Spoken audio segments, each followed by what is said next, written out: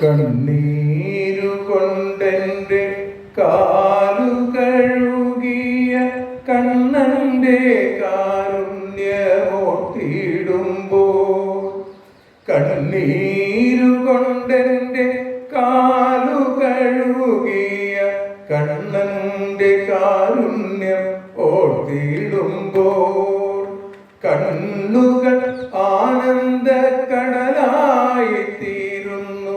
കണ്ണാ നീ എന്നോടെ ഇഷ്ടതോഴൻ, എത്രയും മാലിന്യമേറിയോരെന്നോട് എത്രയും സ്നേഹത്താൽ നീ പുണർന്നു. ഏട്ടനെ കേറ്റിയിരുത്തുന്ന പീഠത്തിൽ ഏഴയാമെന്നെ നീ കൊണ്ടിരുത്തി. ചന്ദനം ചാർത്തി നീ, പൂമാല ചാർത്തി നീ, ചാരുകളേവര വാസുദേവ. സ്വാദിഷ്ടമായുള്ള ഭോജ്യങ്ങളൊക്കെ സ്വാർത്ഥതയില്ലാതെ നൽകി മോദാൽ. കണ്ണീരു വീണു കുഴഞ്ഞോരവിനെ കണ്ണാതി സ്നേഹത്താൽ ധന്യമാക്കി. ഈരേഴു ലോകത്തിൽ കിട്ടാത്ത വസ്തുക്കൾ ഈരേഴു ലോകേശ നീ കവർന്നു.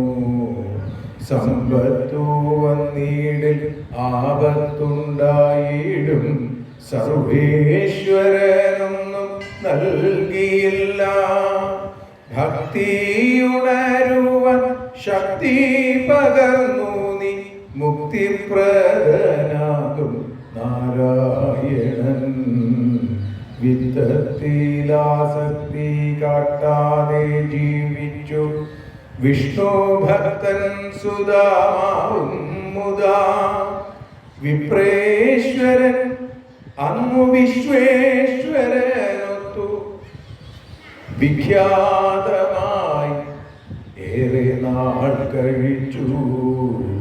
കൃഷ്ണ ഹരേ ജയ, കൃഷ്ണ ഹരേ ജയ, കൃഷ്ണ ഹരേ ജയ, കൃഷ്ണ ഹരേ. വിശ്വേശ്വരനെന്നും ഹൃത്തിൽ നിറച്ചോര വിപ്രന്റെ ജീവിതം ധന്യധന്യം. വിപ്രന്റെ ജീവിതം ധന്യധന്യം. സുധാമാവിന്റെ ജീവിതം ധന്യധന്യം. സർവത്ര ഗോവിന്ദനാമ സങ്കീർത്തനം. ഗോവിന്ദ ഗോവിന്ദ.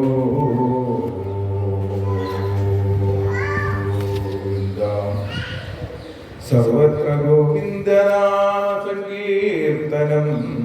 ഗോവിന്ദ ഗോവിന്ദ.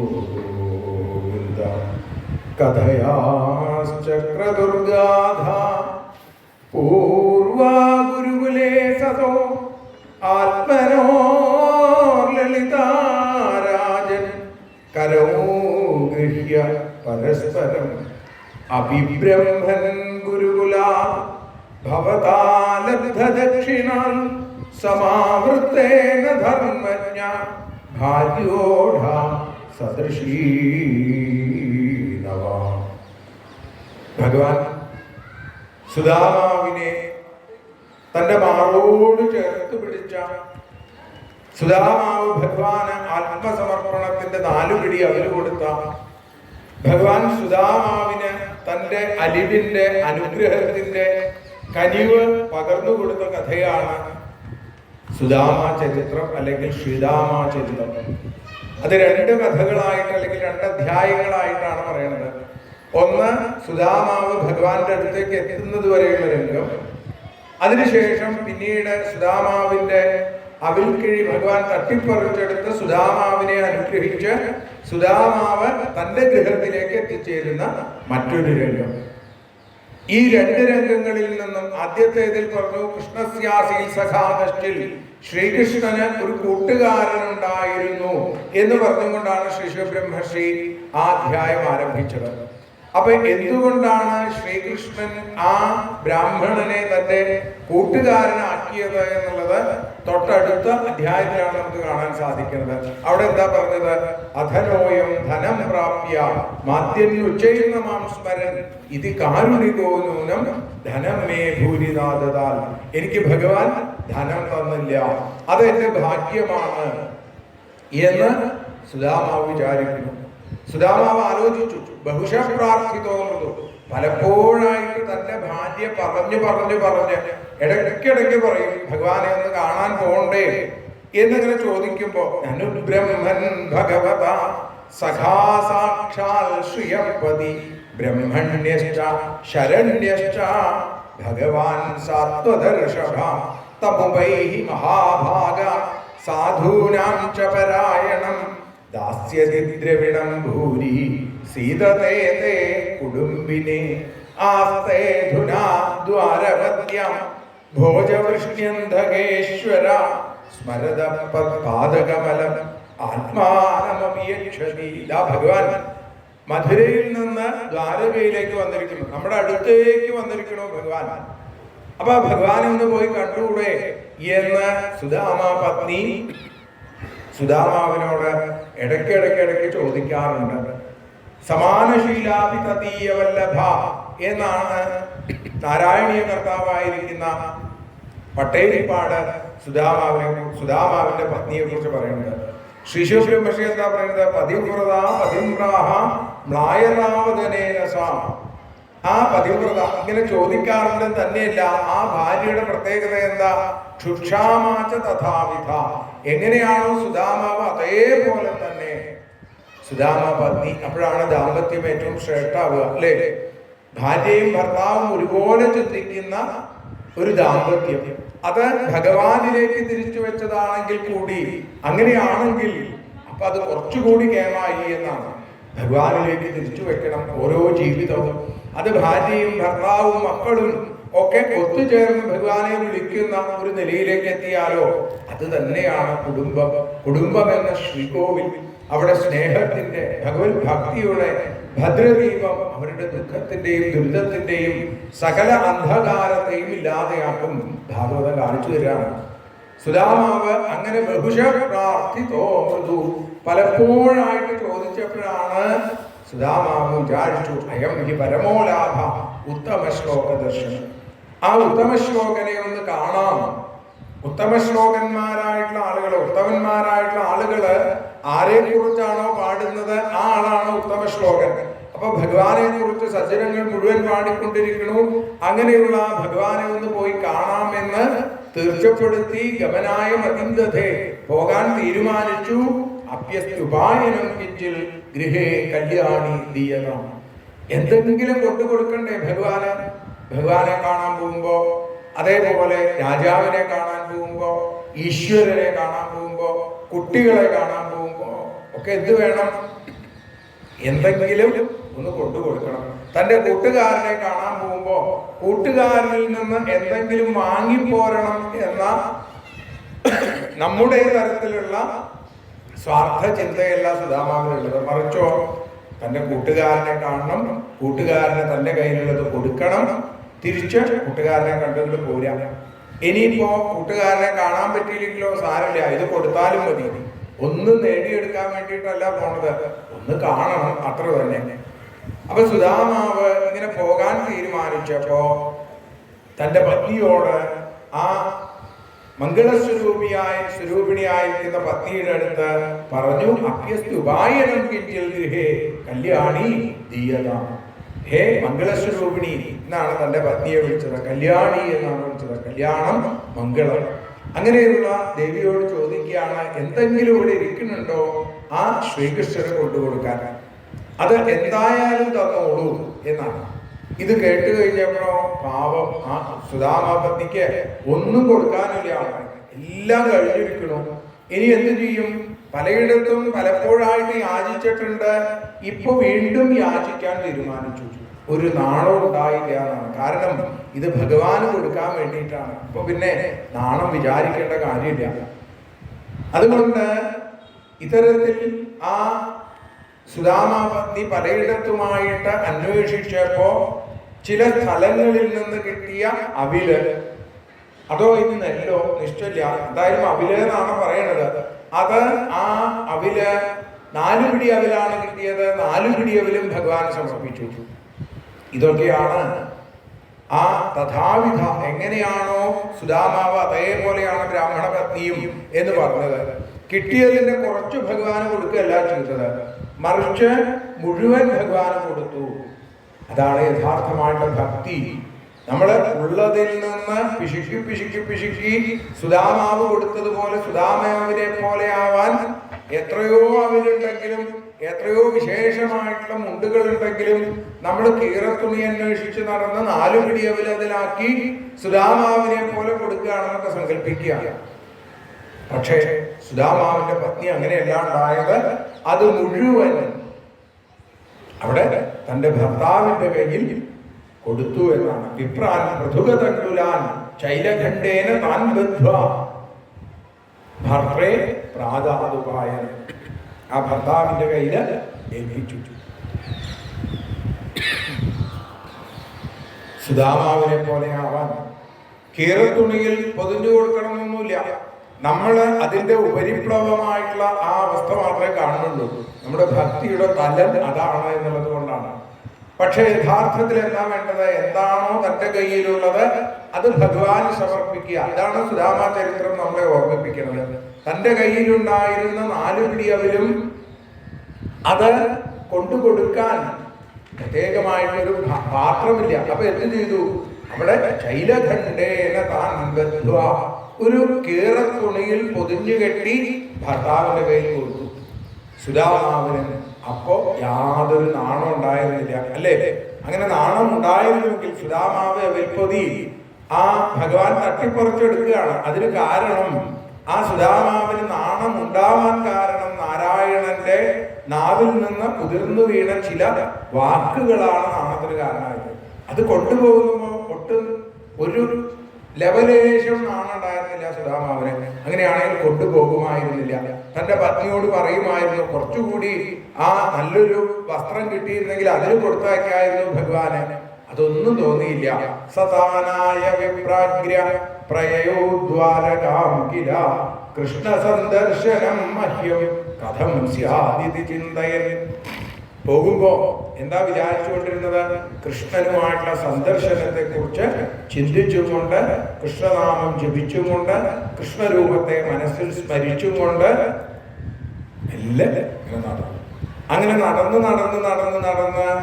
അവിടെ കാണുകയാണ്. ഗൃഹം ദൃഷ്ട സഹസ്രാണാം മഹിഷീണാം ഹരേർദ്വിജ വിവേശൈകതമം ശ്രീമദ് ബ്രഹ്മാനന്ദം ഗതോ യഥാ. അവിടേക്ക് അവിടെ എത്തിയപ്പോ ബ്രഹ്മാനുഭൂതിയിലേക്ക് എത്തിച്ചേർന്നു ആ ബ്രാഹ്മണോത്തമൻ. വെറും ബ്രാഹ്മണനല്ല എന്നാ പറയുന്നത്. കൃഷ്ണസ്യാസീൻ സഖാ കശ്ചിൽ ബ്രാഹ്മണോ ബ്രഹ്മവിത്തമ വിരക്ത ഇന്ദ്രിയാർത്ഥേഷു പ്രശാന്താത്മാ ജിതേന്ദ്രിയ. ബ്രാഹ്മണനാണെന്ന് മാത്രമല്ല, ബ്രഹ്മത്തെ കുറിച്ച് അറിഞ്ഞവനാണ്, ഇന്ദ്രിയാർത്ഥങ്ങളിൽ വിരക്തനാണ്, പ്രശാന്താത്മാവാണ്, ജിതേന്ദ്രിയനാണ്. അങ്ങനെ എല്ലാ നിലയ്ക്കും ആ സുദാമാവ് ശ്രീകൃഷ്ണന്റെ കൂട്ടുകാരനാവാൻ സർവഥാ യോഗ്യനാണ് എന്ന് കാണിക്കുന്നു. അങ്ങനെ ആ സുദാമാവ് അവിടേക്ക് അങ്ങോട്ട് എത്തിയപ്പോ ആനന്ദാനുഭൂതിയിലേക്ക് എത്തി. പട്ടേരിപ്പാട് പറയുകയാണ്, ഭഗവാൻ ഒരു ഭഗവത് പത്നിയുടെ അടുത്ത് ഇരിക്കുകയായിരുന്നു അത്രേ. എല്ലായിടത്തും ഭഗവാനുണ്ട്. സുദാമാവ് ചെന്നത് എവിടെയാ? മിത്രവിന്ദയുടെ ഗൃഹത്തിലേക്കാണ് അത്രേ. അങ്ങനെ മിത്രവിന്ദയുടെ ഗൃഹത്തിന്റെ മുമ്പിൽ ആ ഗോപുരദ്വാരത്തിൽ കാവൽക്കാരുമായിട്ട് സംസാരിച്ചു നിൽക്കുന്ന തന്റെ പ്രിയപ്പെട്ട കൂട്ടുകാരനെ കണ്ടതോടുകൂടി അവിടെ നേരം പോക്ക് പറഞ്ഞിരുന്ന ഭഗവാൻ എല്ലാം മറന്നുകൊണ്ട് അധോപവേശ്യ പര്യങ്കേ സ്വയം സഖ്യു സമർഹണം, തന്റെ കൂട്ടുകാരന് എല്ലാ തരത്തിലുള്ള സമർപ്പണങ്ങളും ചെയ്യണമെന്നുള്ള ആഗ്രഹത്തോടുകൂടി കൂട്ടുകാരനെ കണ്ടപ്പോ തമ്പിലോക്യാച്യുതോദൂരാൽ പ്രിയാ പര്യങ്കമാസ്ഥിത സഹസോദ്ധായ ഭേദ്യ ദോർഭ്യാം പര്യഗ്രഹിന്മുദ ഇങ്ങനെ മാറത്തിങ്ങനെ ചേർത്തങ്ങോട്ട് പിടിച്ചു സുധാമാവിനെ. ഭഗവാൻ ഓടി വന്നിട്ട് ഭഗവത് ഭക്തിമാർക്ക് മനസ്സിലായി ഈ ഒരു ഭക്തൻ വന്നിട്ടുണ്ട്, അതുകൊണ്ടാണ് ഇത്ര തിടുക്കം. അല്ലെങ്കിൽ ഭഗവാൻ പതുക്കെ പോവുള്ളൂ. പക്ഷെ ഭക്തൻ വിളിച്ചാൽ എവിടെ വിളികുന്നിതവിടെ ഭഗവാൻ വരും. എല്ലാം മറന്നു വിളിക്കുവിൻ ഭക്തരെ, കരളുരുകിയൊന്നു വിളിച്ചെങ്കിലൻ പുരാൻ കൈവെടിഞ്ഞിട്ടില്ല എന്നോളമാരെയും എന്ന് വീണ്ടും വീണ്ടും കാണിക്കുന്ന ഭഗവത് ചൈതന്യം ദാ ഓടി വന്ന് സുധാമാവിനെ അങ്ങോട്ട് കെട്ടിയവരെ പിടിച്ചു. മാറത്തുണ്ണയോടു ചേർത്തു ഗാഠം പുണർന്നു. ഭഗവാൻ ഇങ്ങനെ കെട്ടിപ്പിടിച്ചിട്ടോ, കെട്ടിപ്പിടിച്ച് ആ സുധാമാവിനെ മാറത്തിന് ചേർത്ത് പിടിച്ചിട്ട് ഭഗവാൻ കണ്ണുകളിൽ നിന്ന് കണ്ണീര് ധാരധാരയായിട്ട് ഒഴുകുകയാണ് അത്രേ ഭഗവാന്റെ. കാരണം എന്താ? തന്റെ കൂട്ടുകാരനെ കണ്ടിട്ട് എത്ര കാലായി, ഇപ്പൊ ഇങ്ങനെ കണ്ടു കഴിഞ്ഞപ്പോ ഉണ്ടായ ഒരു സന്തോഷം, ആ സന്തോഷത്തിന്റെ പൂർണ്ണതയിൽ ഭഗവാൻ ഇങ്ങനെ കെട്ടിപ്പിടിച്ചു. അങ്ങനെ ആ സുധാമാവിനെ ഇങ്ങനെ കെട്ടിപ്പിടിച്ച മാധവന്റെ മനോജ്ഞ മന്ദിരമാശു കുക്കുമഹീസുരൻ മധുരതരതനുവായ മധുരുഭു മന്ദഹാസ മനോഹരം ഭൂസുരന്റെ കരം പിടിച്ചു പുണർന്നു തന്നുടെ സന്നിധവും ഭുവനപതി പുനരവനിസുരതിലകമൻകൊടിരുത്തിനാൻ. അവിടെ കൊണ്ടുപോയി ഗംഭീരമായിട്ട് അഗ്രജോയഥ ഏട്ടനെ പൂജിക്കാവുന്ന സ്ഥലത്ത് കൊണ്ടുപോയി ഇരുത്തി. എന്നിട്ടോ സുധാമാവിന്റെ കുചൈലം മലിനം ക്ഷാമം ദ്വിജം ധമനി സന്തതം എല്ലും തോലുമായിരിക്കുന്ന സുധാമാവ് മുഷിഞ്ഞ് കയറിയ ഒരു ചേലയാണ് കൊടുത്തേക്കുന്നത്. ഒരു ഓലക്കുറ കയ്യിലുണ്ട്. അതേപോലെ കയ്യിലിങ്ങനെ ചേർത്ത് പിടിച്ചിരിക്കുന്ന ഭഗവാനുള്ള സമർപ്പണത്തിന്റെ 4 പിടി അവല് ഭഗവാൻ എന്ത് ചെയ്തു? ആ കുചേലം, ആ മുഷിഞ്ഞ വസ്ത്രങ്ങൾ മാറ്റിയിട്ട് നല്ലൊരു പൂഞ്ചേല അണിയിച്ചു. പിന്നെ ദേഹം മുഴുവൻ ചന്ദനക്കുറിക്കൂട്ട് അണിയിച്ചു. മനോഹരമായിട്ടുള്ള മാല കഴുത്തിൽ അണിയിച്ചു. ഗോപിക്കുറി ചാർത്തി. സുധാമാവിന്റെ കാലുകൾ നല്ല പോലെ ഭഗവാൻ തന്നെ ശുദ്ധമായ വെള്ളമൊഴിച്ച് കഴുകി തുടച്ച്, എന്നിട്ടോ അങ്ങനെ ആ പരിപൂർണമായ സമർപ്പണം സുധാമാവ് അവിടെ അനുഭവിക്കുകയാണ്. സുധാമാവ് പറയുന്നുണ്ട്, ഇതൊന്നും വേണ്ട ഭഗവാനെ, വേണ്ട വേണ്ട വേണ്ട എന്നൊക്കെ പറയാൻ മോഹിക്കുന്നുണ്ടെങ്കിലും അതൊന്നും ഭഗവാൻ ഉണ്ടാക്കുന്നില്ല. ഇന്ന് എന്റെ രാജസൂയമാണ് സുധാമാവേ എന്നിങ്ങനെ പറയാ. ഭഗവാൻ രാജസൂയം കഴിക്കുന്നത് എങ്ങനെയാ? അത് നിരവധി ദ്രവ്യങ്ങളെ കൊണ്ട് വലിയ യജ്ഞങ്ങൾ നടത്തി അഗ്നിയില് ആ ഹവിസ്സും നെയ്യും ഒക്കെ സമർപ്പിച്ചും കൊണ്ട് മന്ത്രം ജപിച്ചിട്ടൊന്നുമല്ല. ഭഗവാന്റെ രാജസൂയം ഭക്തന്റെ കാല് കഴുകിക്കലാണ്. അതാണ് ഭഗവാന്റെ അഗ്രപൂജ. അപ്പൊ പറയുന്നു, ഭഗവാൻ ഇങ്ങനെ കാല് കഴിക്കാൻ തുടങ്ങിയപ്പോഴേക്കും ഭഗവാന്റെ പത്നിമാർ ഓടി വന്നു. താലവൃന്ദമെടുത്തു മാധവ പത്നി താനത മെല്ലവേ ധരണിസുരനുടെ സരണിഗത പരിഖേതമൻ കൊടുപോക്കിനാൻ. ആ വിഷമം ഇങ്ങനെ നടന്നു വന്നിട്ടുള്ള ക്ഷീണമൊക്കെ ഈ രുക്മിണ്യാദി ദേവിമാര് വന്ന് വെഞ്ചാമരം വീശാൻ തുടങ്ങി. അതേപോലെ ആലവട്ടം വീശ. കാല് കഴുകിയ ആ തീർത്ഥം ഭഗവാൻ ശിരസിൽ ധരിച്ചോളൂ മാത്രമല്ല സകല ആളുകൾക്കും അത് കൊടുത്തു. എല്ലാവരും ഭഗവാന്റെ ഭക്തന്റെ പാദ തീർത്ഥം അതിങ്ങനെ ശിരസിലണിഞ്ഞ് ആനന്ദം അനുഭവിക്കണം. എന്നിട്ട് ഭഗവാൻ ആ സുധാമാവിന് വിശേഷമായിട്ടുള്ള ഭോജ്യങ്ങളൊക്കെ നല്ല ഗംഭീരമായിട്ടുള്ള ഭക്ഷണമൊക്കെ കൊടുത്തു. അതിനുശേഷം ആ സുധാമാവിനെ സപ്രപഞ്ചക്കട്ടിലേക്ക് അങ്ങോട്ട് ഭഗവാൻ കയറ്റിയിരുത്തി. എന്നിട്ടോ കഥയാം ചക്രദുർഗാധാപൂർവാ ഗുരുകുലേ സതോ ആത്മനോർ ലളിതാരാജൻ കരോ ഗൃഹ്യ പരസ്പരം. എന്തൊക്കെയാണ് ഭഗവാന് കൊടുക്കേണ്ടത് എന്ന് പറഞ്ഞാൽ തീരില്ല. ഭഗവാൻ ഇങ്ങനെ ആനന്ദാനുഭൂതിയിൽ മുങ്ങിയും പൊങ്ങിയും ഇരുന്ന് തന്റെ കൂട്ടുകാരനെ ആ സപ്രപഞ്ച കട്ടിലിൽ അങ്ങനെ കയറ്റിയിരുത്തി. എന്നിട്ട് കഥകൾ പറയാൻ തുടങ്ങിയതാണ്. പണ്ടഹോ ഒരു മന്ദിരേ പരിചോടു വിദ്യ പഠിച്ചതും പരമസുഖമൊടു സരസമിരുവരും ഒത്തു തങ്ങളിലോതിനാൻ. ഇന്ധനത്തിനു പോയതും മഴ കൊണ്ടു പാരമുഴന്നതും ഇതിഹ ബഹുവിധ കഥകളവരുടെ വിസ്മയം ബഹുവിസ്മയം. ഇന്ധനത്തിന് പോയത് ഗുരുപത്നി പറഞ്ഞയച്ചതനുസരിച്ച് കാട്ടിൽ പോയ കഥയാണ് സുധാമാവിന്റെ അടുത്ത് ഭഗവാൻ പങ്കുവെച്ചത് എന്ന് പറയുന്നു. അപ്പോ സുധാമാവിനോട് പങ്കുവെച്ച കഥകൾ എന്തൊക്കെയാണ്? എല്ലാ കഥകളും പറഞ്ഞിട്ടുണ്ടാവും ഇല്ലേ? ആ സാന്ദീപനി മഹർഷിയുടെ ആശ്രമത്തിൽ നിന്ന് തിരിച്ചു പോകുന്നതിന് ശേഷമുള്ള കഥകൾ മുഴുവൻ. സാന്ദീപനി മഹർഷിയുടെ ആശ്രമത്തിൽ 64 ദിവസം 64 കലകളും അഭ്യസിച്ച് തിരിച്ചു പോരുക. ആ 64 ദിവസങ്ങൾ കൊണ്ട് ഭഗവാന്റെ കഥകളൊക്കെ ഭഗവാൻ പറഞ്ഞിട്ടുണ്ടാവും. അത് കഴിഞ്ഞിട്ടുണ്ടായ കഥകൾ, അപ്പോ അതേതാ കഥകള്? ഭഗവാന്റെ കല്യാണ കഥകൾ, ഭഗവാന്റെ മക്കളുണ്ടായ കഥകള്, അതേപോലെ തന്നെ അവരുടെ വിവാഹ കഥകള്. ഇതൊക്കെയാണ് അല്ലേ? കൂട്ടുകാർ തമ്മിൽ കണ്ടാൽ എന്തൊക്കെയാണ് വിശേഷം അല്ലേ? കുടുംബമൊക്കെ എന്ത് പറയുന്നു? ഭാര്യയും മക്കളൊക്കെ എത്ര മക്കളുണ്ട് എന്നൊക്കെയാണ് ചോദിക്കുക. ഇവിടെ ഭഗവാൻ ആദ്യം തന്നെ അതാ ചോദിച്ചത്. അഭിബ്രഹ്മൻ ഗുരുകുല ഭവതാലഭദക്ഷിണാൽ സമാവൃത്തേന ധർമ്മജ്ഞ ഭാര്യോഢ സദൃശീനവ. അങ്ങക്ക് അങ്ങയെപ്പോലെ തന്നെയുള്ള അങ്ങയുടെ സ്വഭാവത്തിനും അങ്ങയുടെ ചിന്തകൾക്കും യോജിച്ച ഒരു പെൺകുട്ടിയെ കിട്ടിയിട്ടുണ്ടാവും ഭാര്യയായിട്ട് ഇല്ലേ എന്ന് ഇങ്ങനെ ചോദിക്കുന്നു. അങ്ങ് ഒന്നും ആഗ്രഹിക്കാത്ത ആളാണ് എന്ന് എനിക്കറിയാം. എൻ്റെ കഥകളോ, എൻ്റെ കഥകൾ, ഭഗവാന്റെ കഥകളൊന്നും ശ്രീശുര ബ്രഹ്മർഷി ഭാഗവതത്തിൽ പറയുന്നില്ലെങ്കിലും നമുക്ക് വിചാരിക്കാം ഭഗവാൻ ആ കഥകളും സുധാമാവിന് പറഞ്ഞു കൊടുത്തിട്ടുണ്ടാവണം. കാരണം രുക്മിണീ സ്വയംവരം എല്ലാവരും ധാരാളം കേട്ടിട്ടുള്ള കഥയാണ്. എല്ലായിടത്തും ഭഗവാന്റെ ആ വിവാഹ കഥ എല്ലാ ആളുകളും അറിഞ്ഞിട്ടുണ്ട്. രാക്ഷസേന ആ രാക്ഷസ വിധി പ്രകാരം രുക്മിണിയെ വിവാഹം ചെയ്ത കഥകളാണ്.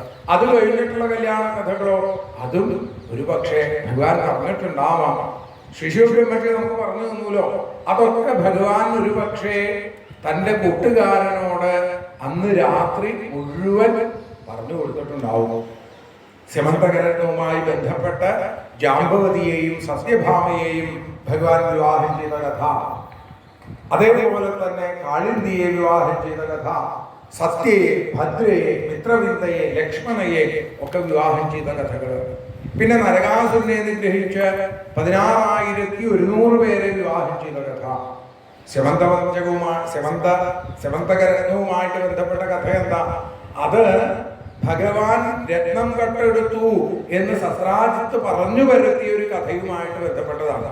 ഭഗവാൻ സുധാമാവിനോട് പറയാം, എല്ലാവരും വിശ്വസിച്ചു ഞാൻ ഈ രത്നം കട്ടെടുത്തു എന്നാണ്. എനിക്കിതിന് വല്ല താല്പര്യവും ഉണ്ടോ ഇല്ല എന്നുള്ളത് അങ്ങക്കറിയാലോ. സുധാമാവ് ഇങ്ങനെ തലയാട്ടി. ഇപ്പൊ ഭഗവാൻ പറഞ്ഞു, പക്ഷേ ആളുകളൊക്കെ വിശ്വസിച്ചു. കാരണം എന്താ? പ്രജേവസന്തം നവനീത ചോരം പ്രജാംഗനാനാം ചതുകൂല ചോരം. കുട്ടിക്കാലത്തെ മോഷണം എൻ്റെ പ്രധാനപ്പെട്ട ഒരു വിനോദമായിരുന്നു. വെണ്ണ കക്കുക, പാല് കക്കുക, തൈര് കക്കുക, ഇങ്ങനെ ഞാനിങ്ങനെ കളവ് നടത്തി അവസാനം ഗോപികമാരുടെ വസ്ത്രങ്ങളും മോഷ്ടിച്ചപ്പോ ഈ ശമന്തകരത്നവും ഞാനാണ് മോഷ്ടിച്ചത് എന്ന് സത്രാജിത്ത് പറഞ്ഞു വരുത്തി. സത്രാജിത്തിന്റെ അനിയൻ കാട്ടില് നായാട്ടിൽ പോയപ്പോ ഇതൊന്നും അണിഞ്ഞു പോകേണ്ടതില്ല. അതാണ് അപകടമായത്. അർത്ഥം എന്നാണ് ഈ സമ്പത്തിന് പേരെങ്കിലും വലിയ അനർത്ഥമാണ് സുധാമാവേ. അങ്ങക്ക് ഇതിൽ താല്പര്യമില്ലാത്തതുകൊണ്ട് കൃത്യമായിട്ട് ഞാൻ പറയാം. ശമന്തകരത്നം സത്രാജിത്തിന് കിട്ടിയത് സൂര്യഭഗവാൻ കൊടുത്തിട്ടാണ്. ഒരു ദിവസം 8 ഭാരം സ്വർണം കിട്ടും. 1600 കിലോ ആണ് നമുക്ക് ആലോചിച്ചാൽ മനസ്സിലാവുക. അപ്പോ ഇങ്ങനെയുള്ള ആ രത്നം കിട്ടിയിട്ട് ആ രത്നം സൂക്ഷിക്കാൻ സത്രാജിത്തിന് അറിവുണ്ടായില്ല. അതാണ് സത്രാജിത്തിന് പറ്റിയ ബുദ്ധിമുട്ട്. അങ്ങനെ സത്രാജിത്ത് ഈ ദ്വാരകയിലേക്ക് വന്ന സമയത്ത് ഞാൻ ചോദിക്കട്ടായി, ഇവിടെ വെച്ചോളൂ ഈ രത്നം. ഈ ഉഗ്രസേന മഹാരാജാവിന്റെ ഖജാനയിൽ സൂക്ഷിക്കാന്ന് പറഞ്ഞപ്പോ കൂട്ടാക്കാതെ കൊണ്ടുപോയി. അനിയൻ പ്രസേനൻ അതണിഞ്ഞും കൊണ്ട് കാട്ടിലേക്ക് പോയി. കാട്ടിൽ നിന്ന് അനിയൻ തിരിച്ചു വന്നില്ല. എന്നിട്ടോ അത് കഴിഞ്ഞ് ഞാനാണ് ഈ രത്നത്തിന്റെ തിരോധാനത്തിന് പിന്നിൽ, അനിയനെ കാണാതായതിന് പിന്നിൽ ഞാനാണ് എന്നൊക്കെ പറഞ്ഞു വരുത്തിയപ്പോ ഞാനും സൈന്യവും കൂടി ഇത് അന്വേഷിച്ച് പുറപ്പെട്ടു. അങ്ങനെ പോയിട്ടോ പോയി പോയി പോയി ഒരു സ്ഥലത്ത് സത്രാജിത്തിന്റെ അനിയൻ പ്രസേനൻ മരിച്ചു കിടക്കുന്നു, തൊട്ടടുത്ത് കുതിര ചത്ത് കിടക്കുന്നു, അതിനപ്പുറത്ത് ഒരു സിംഹം ചത്ത് കിടക്കുന്നു. ഞാൻ വീണ്ടും അന്വേഷിച്ചു പോയി ഒരു ഗുഹയിലേക്ക് എത്തി.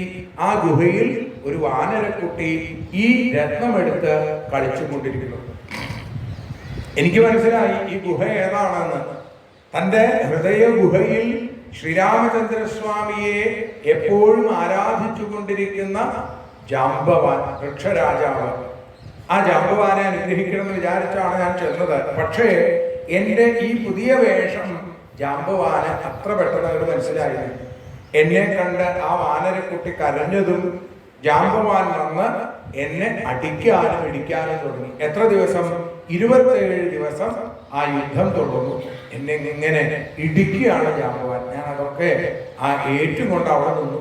അവസാനം ഞാൻ എന്ത് ചെയ്തു? ഇതിനൊരു അവസാനം വേണമല്ലോ എന്ന് വിചാരിച്ച് കൈ നിവർത്തി ജാംബവാന്റെ ആ കരേണ കർണമൂലേന ആ ചെവിയുടെ ഇവിടെയായിട്ട് ഒരു അടിയങ്ങൾ കൊടുത്തപ്പോ ജാംബവാൻ മറിഞ്ഞു വീണു, കണ്ണു തുറന്നു. ഞാൻ ദർശനം കൊടുത്തു.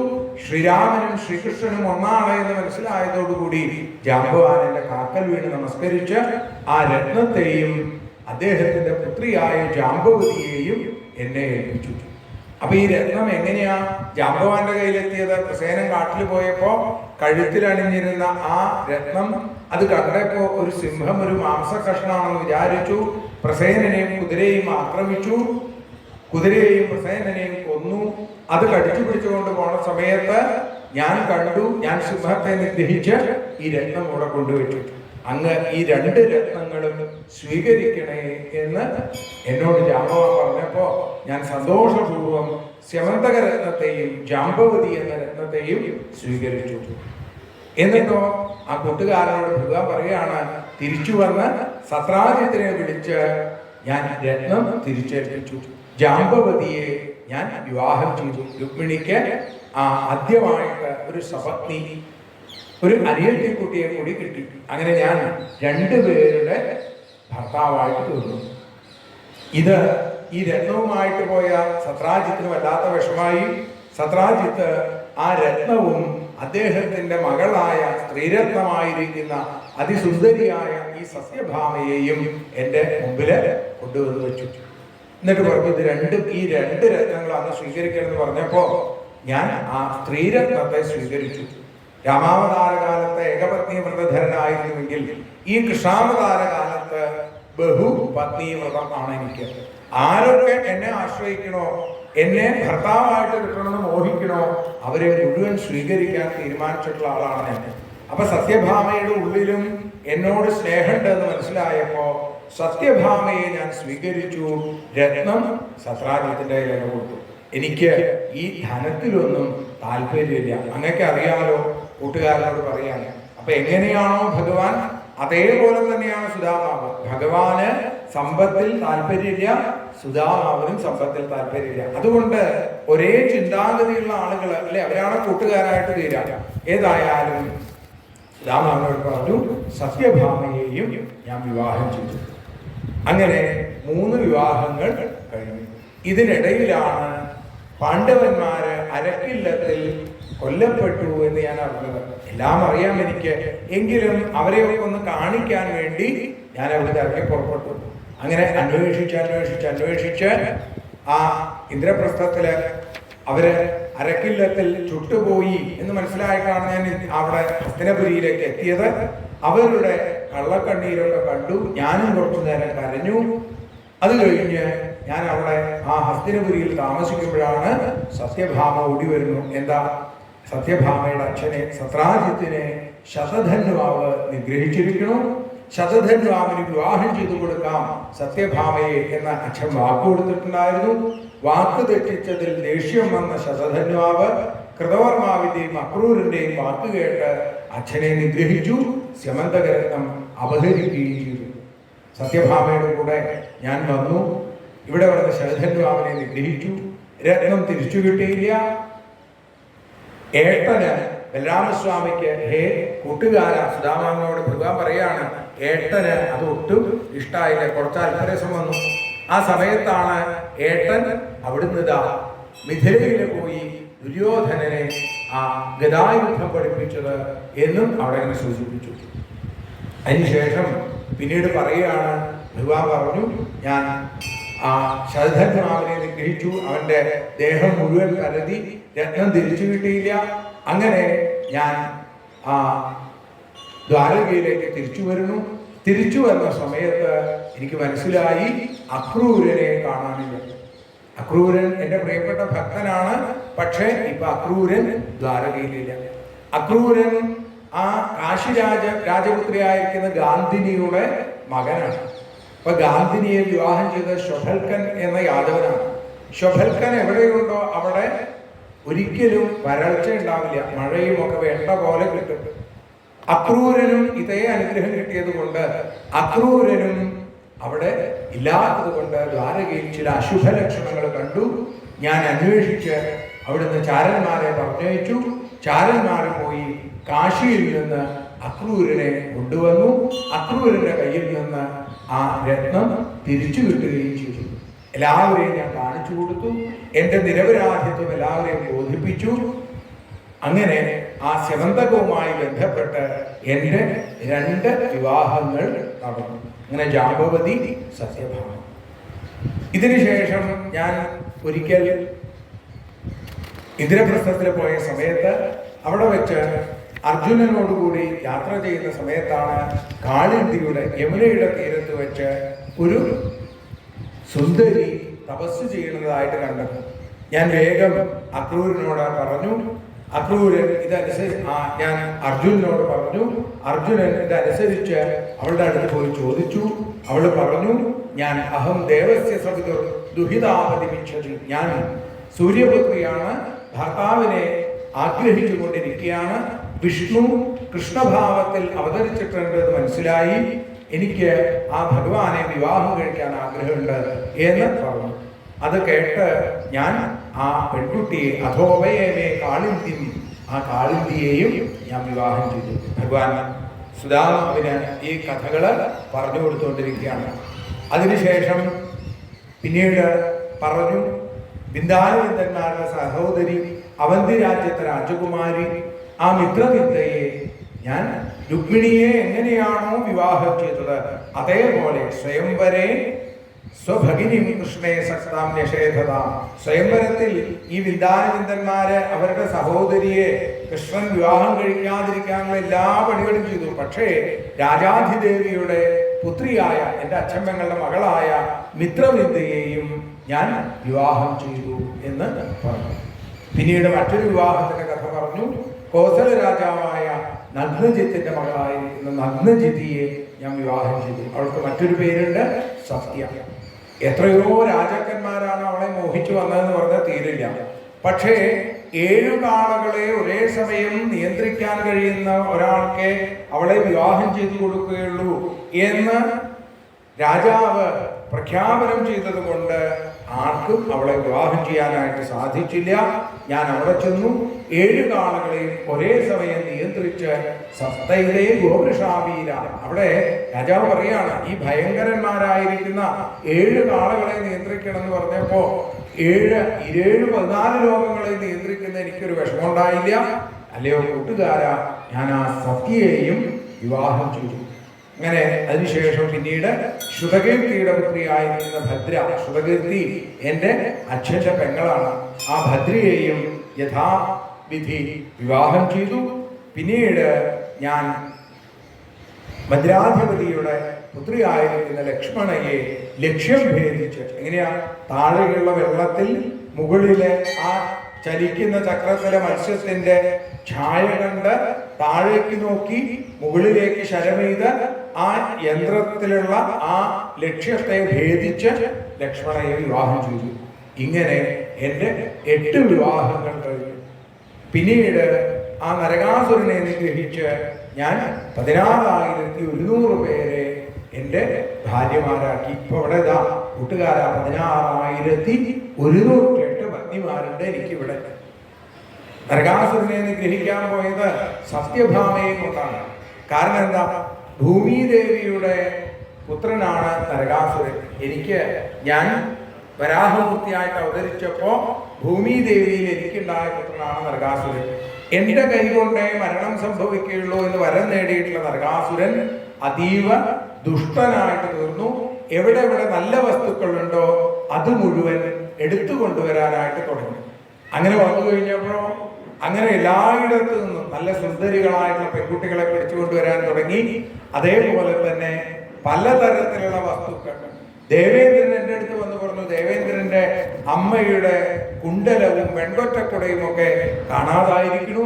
അതൊന്ന് ആ ദേവേന്ദ്രൻ പറയാണ്, നരകാസുരനിൽ നിന്ന് അതൊക്കെ തിരിച്ചു കിട്ടാൻ അങ്ങയുടെ സഹായം വേണമെന്ന് പറഞ്ഞു. ഞാൻ ഉടനെ തന്നെ ഈ സത്യഭാമയെ കൂട്ടി ഗരുഡന്റെ പുറത്ത് കയറി നരകാസുരന്റെ കൊട്ടാരത്തിലേക്ക് പ്രാഗ്ജ്യോതിഷപുരത്തിലേക്ക് എത്തിച്ചേർന്നു. അവിടെ ചെന്നു കഴിഞ്ഞപ്പോ അവിടെ പാഞ്ചജന്യ ധ്വനിം ശ്രുത്വ, ഞാൻ എൻ്റെ ഈ ശംഖങ്ങൾ വിളിച്ചപ്പോ അദ്ദേഹത്തിന്റെ ആ നരകാസുരന്റെ മന്ത്രിമാരിൽ ഒരുവനായിരിക്കുന്ന മുരൻ ആദ്യം യുദ്ധത്തിന് വന്നു. മുരാസുരനെ നിഗ്രഹിച്ചു. പിന്നെ സകല ആ ഭടന്മാരെയും സൈന്യത്തെയും തകർത്തെറിഞ്ഞ് അവസാനം നരകാസുരനെയും നിഗ്രഹിച്ച് നരകാസുരന്റെ പുത്രനായിരിക്കുന്ന ഭഗദത്തന് രാജ്യഭാരം ഏൽപ്പിച്ച് ഞാൻ അവിടെ നിന്ന് സത്യഭാമയോടുകൂടി ദേവലോകത്തിലേക്ക് പോയി. ഭഗവാൻ പറയുകയാണ്, കഥയാംശ്ചക്രദുർഗാധ. ആർക്കാ കഥ പറഞ്ഞു കൊടുക്കുന്നത്? തന്റെ പ്രിയപ്പെട്ട കൂട്ടുകാരന് സുദാമാവിന്. അവിടെ നരകാസുരൻ പിടിച്ചു കെട്ടിക്കൊണ്ടുവന്നിരുന്ന 65 നാൽക്കൊമ്പന്മാരിൽ ഒരെണ്ണത്തിനെ ഒഴിച്ച് ബാക്കി 64നെയും ദ്വാരകയിലേക്ക് കൊണ്ടുപോയി.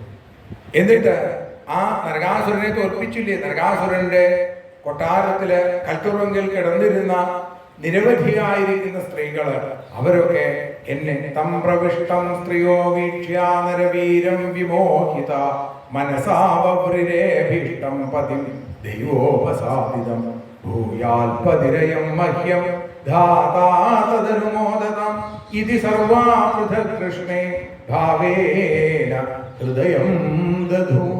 എന്നിൽ ഹൃദയമുറപ്പിച്ച ആ പെൺകുട്ടികളെ ഉപേക്ഷിച്ചു പോരാൻ എനിക്ക് സാധിച്ചില്ല. അവരെ മുഴുവൻ ഞാൻ ദ്വാരകയിലേക്ക് പറഞ്ഞയച്ചു. അതിനുശേഷം ഞാൻ സ്വർഗത്തിലെത്തി ദേവേന്ദ്രന് കുണ്ടലവും വെൺകൊറ്റക്കുടയും ഒക്കെ സമർപ്പിച്ചു. എല്ലാം കഴിഞ്ഞ് തിരിച്ചു പോരാൻ നേരത്ത് നമ്മുടെ സത്യഭാമയ്ക്ക് ഒരു മോഹം. എന്താ? പാരിജാതത്തിന്റെ ഒരു കൊമ്പ് വേണമെന്ന്. ദേവേന്ദ്രന്റെ സ്വഭാവം പാവം സത്യഭാമയ്ക്ക് അറിയില്ല. സ്വകാര്യ കുശലാസുരാഹ എന്നാണ്. സ്വന്തം കാര്യം നോക്കുന്ന ആളുകളാണ് ഈ ദേവന്മാര്. ഏതായാലും അവിടെ ദേവേന്ദ്രനുമായി പാരിജാതത്തിന്റെ കൊമ്പിനു വേണ്ടി കൊമ്പ് കോർക്കേണ്ടി വന്നു, യുദ്ധം ചെയ്യേണ്ടി വന്നു. ദേവേന്ദ്രനെ തോൽപ്പിച്ചു. പാരിജാതം പറിച്ചെടുത്ത് ഞാൻ ഈ ദ്വാരകയിൽ കൊണ്ടുവന്ന് നൽകുകയും ചെയ്തു. അതിനുശേഷമോ അധോ മുഹൂർത്ത ഏകസ്മിൻ നാനാകാരേഷു ദാസ്ത്രിയ യഥോമയേവേ ഭഗവാൻ താവൽ രൂപധരോഗ്യ. അങ്ങനെ ആ 16,108 പേരുടെ ഏകവല്ലഭനായി ഞാനിവിടെ കഴിയുന്നു. പിന്നെ ഒരിക്കൽ ഞാൻ ഈ രുക്മിണിയുടെ അടുത്ത് ഭഗവാൻ സുദാമാവിന് ഓരോ കഥകൾ ഇങ്ങനെ പറഞ്ഞു കൊടുക്കുക. രുക്മിണിയുടെ അടുത്ത് ഒരിക്കൽ രുക്മിണിയോട് പറഞ്ഞു, രുക്മിണി നമ്മൾ തമ്മിൽ ഒരു ചേർച്ചയില്ല. ഞാനിങ്ങനെ കറുത്ത് രുക്മിണി ഇങ്ങനെ വെളുത്ത് രുക്മിണിക്ക് സമ്പത്തുണ്ട്, എനിക്ക് സമ്പത്തില്ല. രുക്മിണിക്ക് വിദ്യാഭ്യാസം ഉണ്ട്, എനിക്ക് വിദ്യാഭ്യാസമില്ല. രുക്മിണിക്ക് രാജ്യാധികാരമുണ്ട്, എനിക്ക് രാജ്യാധികാരമില്ല. രുക്മിണി രാജകൊട്ടാരത്തിൽ പിറന്നു, ഞാൻ കാരാഗ്രഹത്തിൽ പിറന്നു. പിന്നെ എൻ്റെ ജീവിതം എന്ന് പറഞ്ഞാൽ തന്നെ ആർക്കും അനുകരിക്കാൻ സാധിക്കാത്തതാണ്, അനുകരിക്കാൻ പാടില്ലാത്തതാണ്. കാരണം ഞാൻ എന്തിനെയൊക്കെ അടിച്ചും ഇടിച്ചും ചതച്ചും ഒക്കെ കൊന്നത്. അമ്മാവനെ കൊന്നാള്, പെൺകുട്ടികളുടെ തുണി മോഷ്ടിച്ചാള്, പെൺകുട്ടികളുടെ കൂടെ നൃത്തം വെച്ചാള്, വെണ്ണ മോഷ്ടിച്ചാള്, ഇങ്ങനെ ഒരുപാട് ദോഷങ്ങളുണ്ട് എനിക്ക്. അപ്പൊ നമ്മൾ തമ്മിൽ ചേർച്ചയില്ല. അതുകൊണ്ട് രുക്മിണിക്ക് ഇനിയും വൈകിട്ടില്ല, ഏതെങ്കിലും രാജകുമാരന്മാരെ സ്വീകരിച്ചോളൂ, ഒരു വിരോധമില്ല എന്നാണ്. ഇപ്പോ രുക്മിണി പിന്നെ എനിക്ക് കത്തയക്കുകയും ഞാൻ അവിടെ വന്ന് രുക്മിണിയെ സ്വീകരിക്കുകയൊക്കെ ചെയ്തു. അതിന് കാരണം എന്താ?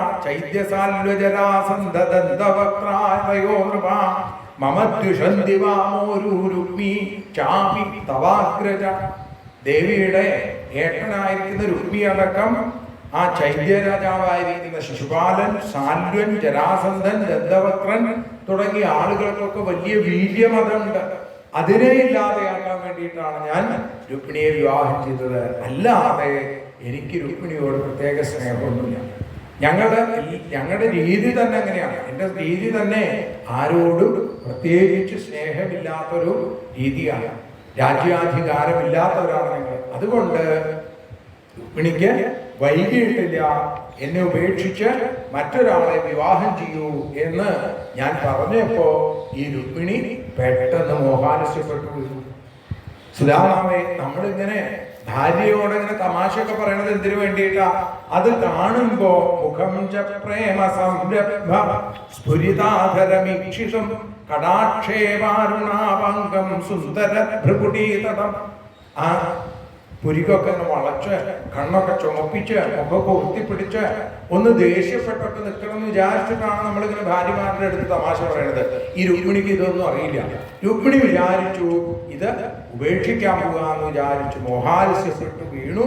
പിന്നെ ഞാൻ വാരിയെടുത്ത് സപ്രപഞ്ചക്കട്ടിൽ കിടത്തി തലമുടി കെട്ടിക്കൊടുത്ത് ആ മുഖത്ത് വെള്ളമൊക്കെ തളിച്ച് അങ്ങനെ ഒരു നിലയ്ക്ക് ആ രുക്മിണിയെ മോഹാലസ്യത്തിൽ നിന്ന് മോചിപ്പിച്ചു. ആരാ പറയണത് എന്ന് ആലോചിക്കണം. ഈക്ഷയാമൃതവർഷിണ്യ. ആ ഒരു നോട്ടം കൊണ്ട് ജീവയാമാസ, കാളിന്തിയില് മരിച്ചു വീണ, കാളിന്തിയുടെ തീരത്ത് മരിച്ചു വീണ ഗോപാലന്മാരെ ജീവിപ്പിച്ച ഭഗവാന് രുക്മിണിയെ മോഹാലസ്യത്തിൽ നിന്ന് മോചിപ്പിക്കാൻ വല്ല വിഷമമുണ്ടോ? എങ്കിലും ഭഗവാന്റെ ലീലാനാട്യമാണത് എന്ന് ചുരുക്കം. അപ്പോ സുധാമാവേ, ഈ രുക്മിണി പറയുകയാണ് കാര്യമൊക്കെ ശരിയാണ്, ഞാൻ പറഞ്ഞതൊക്കെ ശരിയാണ്. അതെന്തുകൊണ്ടാണ്? എനിക്ക് രാജ്യാധികാരമില്ല എന്ന് ഞാൻ പറഞ്ഞപ്പോ രുക്മിണി പറയാ, രാജ്യാധികാരമുള്ള ആളുകൾ പോലും എല്ലാം ഉപേക്ഷിച്ച് അവിടുത്തെ അടുത്തേക്ക് വരുന്നു എന്നുണ്ടെങ്കിൽ പിന്നെ അങ്ങക്ക് രാജ്യാധികാരമാണ്. പിന്നെ അങ്ങക്ക് ധനമില്ല എന്ന് പറഞ്ഞത്, ധനം ഏറ്റവും വലിയ ധനം അവിടുന്നാണ്. അപ്പൊ പിന്നെ അങ്ങക്ക് വേറൊരു ധനത്തിന്റെ ആവശ്യമില്ല. ഇങ്ങനെ എല്ലാ നിലയ്ക്കും ഞാൻ പറഞ്ഞത് ശരിയാണെന്ന് ഈ രുക്മിണി സമർത്ഥിച്ചു. അപ്പൊ ഈ രുക്മിണിയോട് എൻ്റെ ആ കൃതാർത്ഥത, എൻ്റെ നന്ദി, എൻ്റെ കൃതജ്ഞത അതെനിക്ക് എങ്ങനെയാണ് ഒന്ന് അറിയിക്കാൻ സാധിക്കുക? അത്രയും സ്നേഹമാണ് എനിക്ക് രുക്മിണിയോടും രുക്മിണിക്ക് എന്നോടും. സുധാമാവിൻ്റെ അടുത്ത് എന്നെ കഥകൾ പറഞ്ഞുകൊണ്ടിരിക്കുന്നു. എന്നിട്ട് പറഞ്ഞു, ഞങ്ങള് കുറേ കാലം കുട്ടികളില്ലാതെ കഷ്ടപ്പെട്ടു. ഭാഗവതത്തിൽ നമുക്കൊരു പക്ഷേ ആ കഥ കാണാൻ സാധിക്കില്ലെങ്കിലും മഹാഭാരതത്തിൽ അത് കാണാൻ സാധിക്കും. എന്നിട്ട് സാക്ഷാൽ ഉമയെയും മഹേശ്വരനെയും വേണ്ട പോലെ തപസ് ചെയ്തിട്ടാണ് അത്രേ ശ്രീകൃഷ്ണന് പോലും ആദ്യത്തെ ഉണ്ണി ഉണ്ടായത്. കൂട്ടുകാരാ, കുറേ കാലം ആഗ്രഹിച്ചൊരു ഉണ്ണി ഉണ്ടായി. ആ ഉണ്ണിയെ പ്രസവഗൃഹത്തിൽ നിന്ന് തന്നെ, ഈറ്റില്ലത്തിൽ നിന്ന് നഷ്ടപ്പെടുകയും ചെയ്തു. പിന്നീട് കുറേ കാലം കഴിഞ്ഞ് യൗവനാവസ്ഥയിലാണ് ആ ഉണ്ണിയെ തിരിച്ചു കിട്ടിയത്. എൻ്റെ ആദ്യത്തെ ഉണ്ണി പ്രദ്യുമ്നൻ എന്നാണ് പേര്.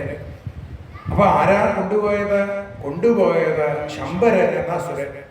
ശംബരനെ കൊല്ലാൻ കാമദേവനെ കൊണ്ടേ സാധിക്കുള്ളൂ എന്ന് വരം നേടി അവൻ കാമദേവന്റെ പുനരവതാരമായ എൻ്റെ പുത്രൻ പ്രദ്യുമ്നനെ ഈറ്റില്ലിൽ നിന്ന് കൊണ്ടുപോയി സമുദ്രത്തിൽ കൊണ്ട് കളഞ്ഞു. സമുദ്രത്തിൽ കൊണ്ട് കളഞ്ഞ ആ ഉണ്ണിയെ ഒരു മത്സ്യം വിഴുങ്ങി. ആ മത്സ്യത്തെ മുക്കുവന്മാർ രാജാവിന് തന്നെ, ഈ ശംബരാസുരന് തന്നെ സമർപ്പിച്ചു. ശംബരാസുരൻ അതിനെ തൻ്റെ ആ പാചകശാലയിലേക്ക് കൊടുത്തയച്ചു. അവിടെ വെച്ച് ഈ മത്സ്യത്തിന്റെ വയറ് കീറിയപ്പോ അതിൽ നിന്ന് ഒരു കുഞ്ഞിനെ കിട്ടി.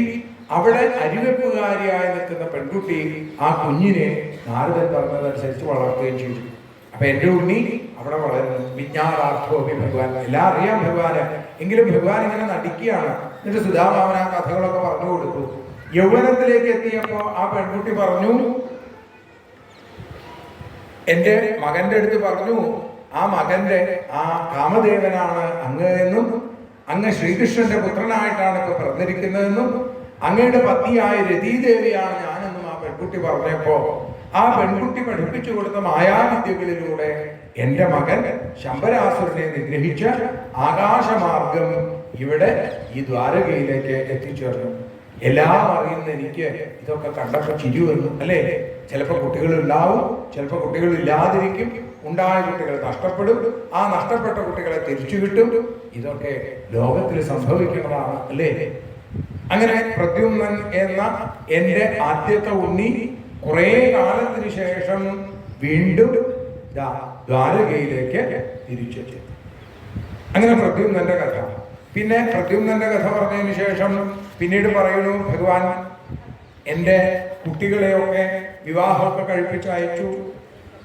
അതേപോലെ എൻ്റെ മകനായ പ്രദ്യുമ്നൻ രുക്മിയുടെ, സത്യത്തിൽ രുക്മിണിയുടെ വിവാഹവുമായി ബന്ധപ്പെട്ട് സഹോദരനായ രുക്മിയുമായിട്ട് ചെറിയ സ്വരച്ചേർച്ച കുറവൊക്കെ ഉണ്ടെങ്കിലും രുക്മിണിയോട് വല്ല സ്നേഹമാണ് രുക്മിക്ക്. അതുകൊണ്ട് ആ പുത്രിയെ, രുക്മവതിയെ രുക്മി പ്രദ്യുമ്നൻ വിവാഹം ചെയ്തു കൊടുത്തു. അതിലുണ്ടായ ഉണ്ണിയാണ് അനിരുദ്ധൻ.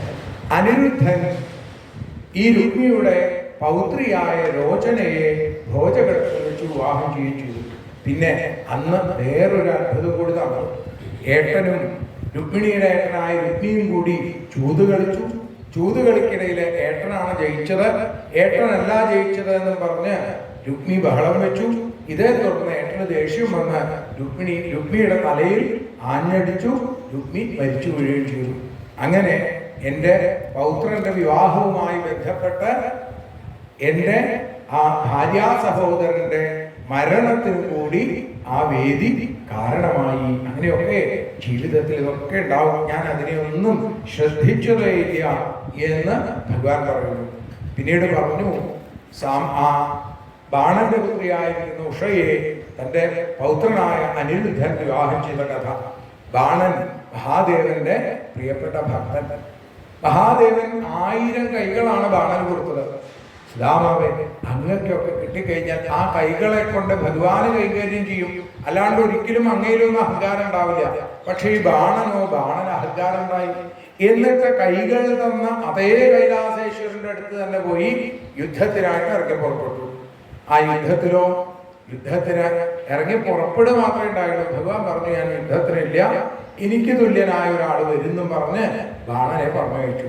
ഇതിനിടയിലാണ് ബാണന്റെ മകള് ഉഷ എൻ്റെ പേരക്കുട്ടിയെ, എൻ്റെ പൗത്രനെ, ആ പ്രദ്യുമ്നന്റെ മകനെ അനിരുദ്ധനെ സ്വപ്നത്തിൽ കണ്ടതും അവിടെ വെച്ച് ആ ചിത്രലേഖ എന്ന അവളുടെ കൂട്ടുകാരി ഓരോ ചിത്രങ്ങൾ വരച്ച് ഈ അനിരുദ്ധനെ തിരിച്ചറിഞ്ഞതും അവസാനം അനിരുദ്ധനെ മായ കൊണ്ട് ഈ ദ്വാരകയിൽ നിന്ന് കൂട്ടിക്കൊണ്ടുപോയത്.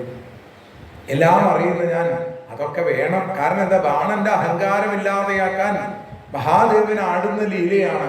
അതിന്റെ കൂട്ടത്തിൽ ഞാനും ആടാൻ തീർച്ചപ്പെടുത്തി. അങ്ങനെ അനിരുദ്ധൻ അവിടെ ചെന്നു. അനിരുദ്ധൻ ഉഷയെ വിവാഹം ചെയ്തു. അവിടെ ആ അന്തഃപുരത്തിൽ കഴിയുമ്പോ ബാണൻ വന്ന് അനിരുദ്ധനെ കുറച്ച് ബുദ്ധിമുട്ടിയിട്ടാണെങ്കിലും പിടിച്ചുകെട്ടി. ഈ വിവരം ഞാൻ എപ്പോഴാണ് അറിഞ്ഞത്?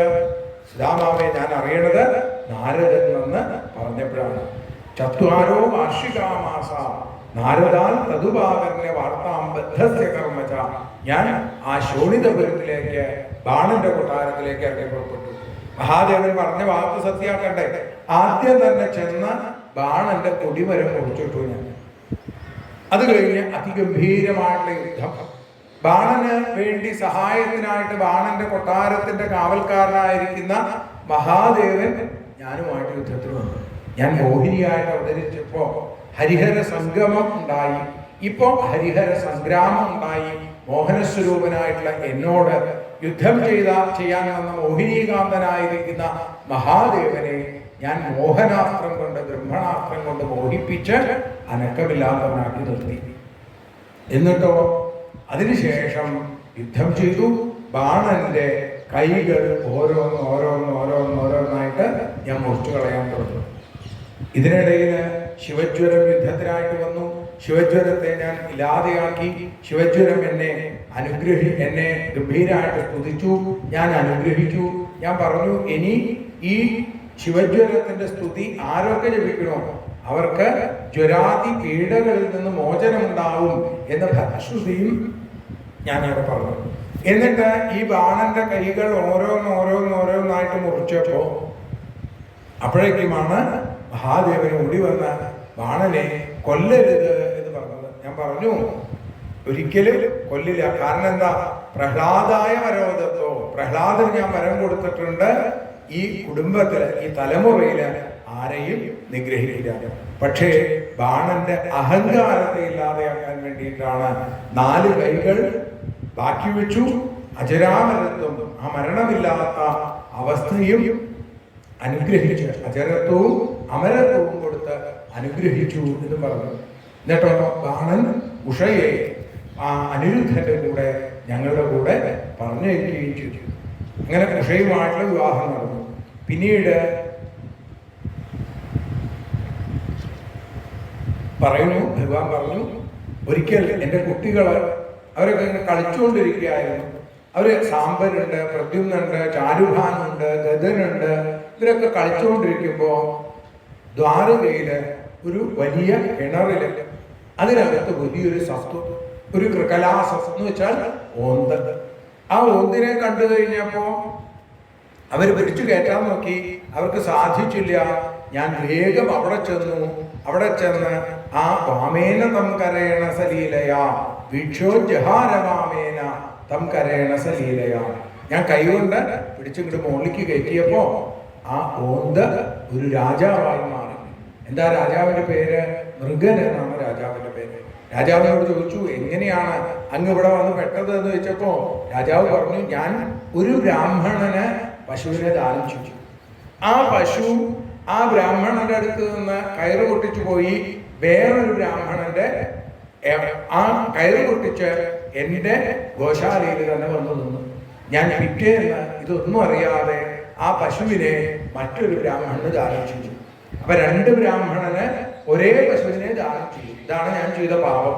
രണ്ടുപേരും അവരവരുടെ പശുവാണ് എന്ന് അവർ വാദിച്ചു. അവരുടെ നിലയ്ക്ക് രണ്ടുപേര് പറയുന്നത് സത്യമാണ്. അപ്പൊ ഞാൻ പറഞ്ഞു, ആർക്കെങ്കിലും ഒരാൾക്ക് ഒരു പശുവിന് പകരം നിറയെ പശുക്കളെ ഞാൻ തരാം. അവര് പറഞ്ഞു പറ്റില്ല.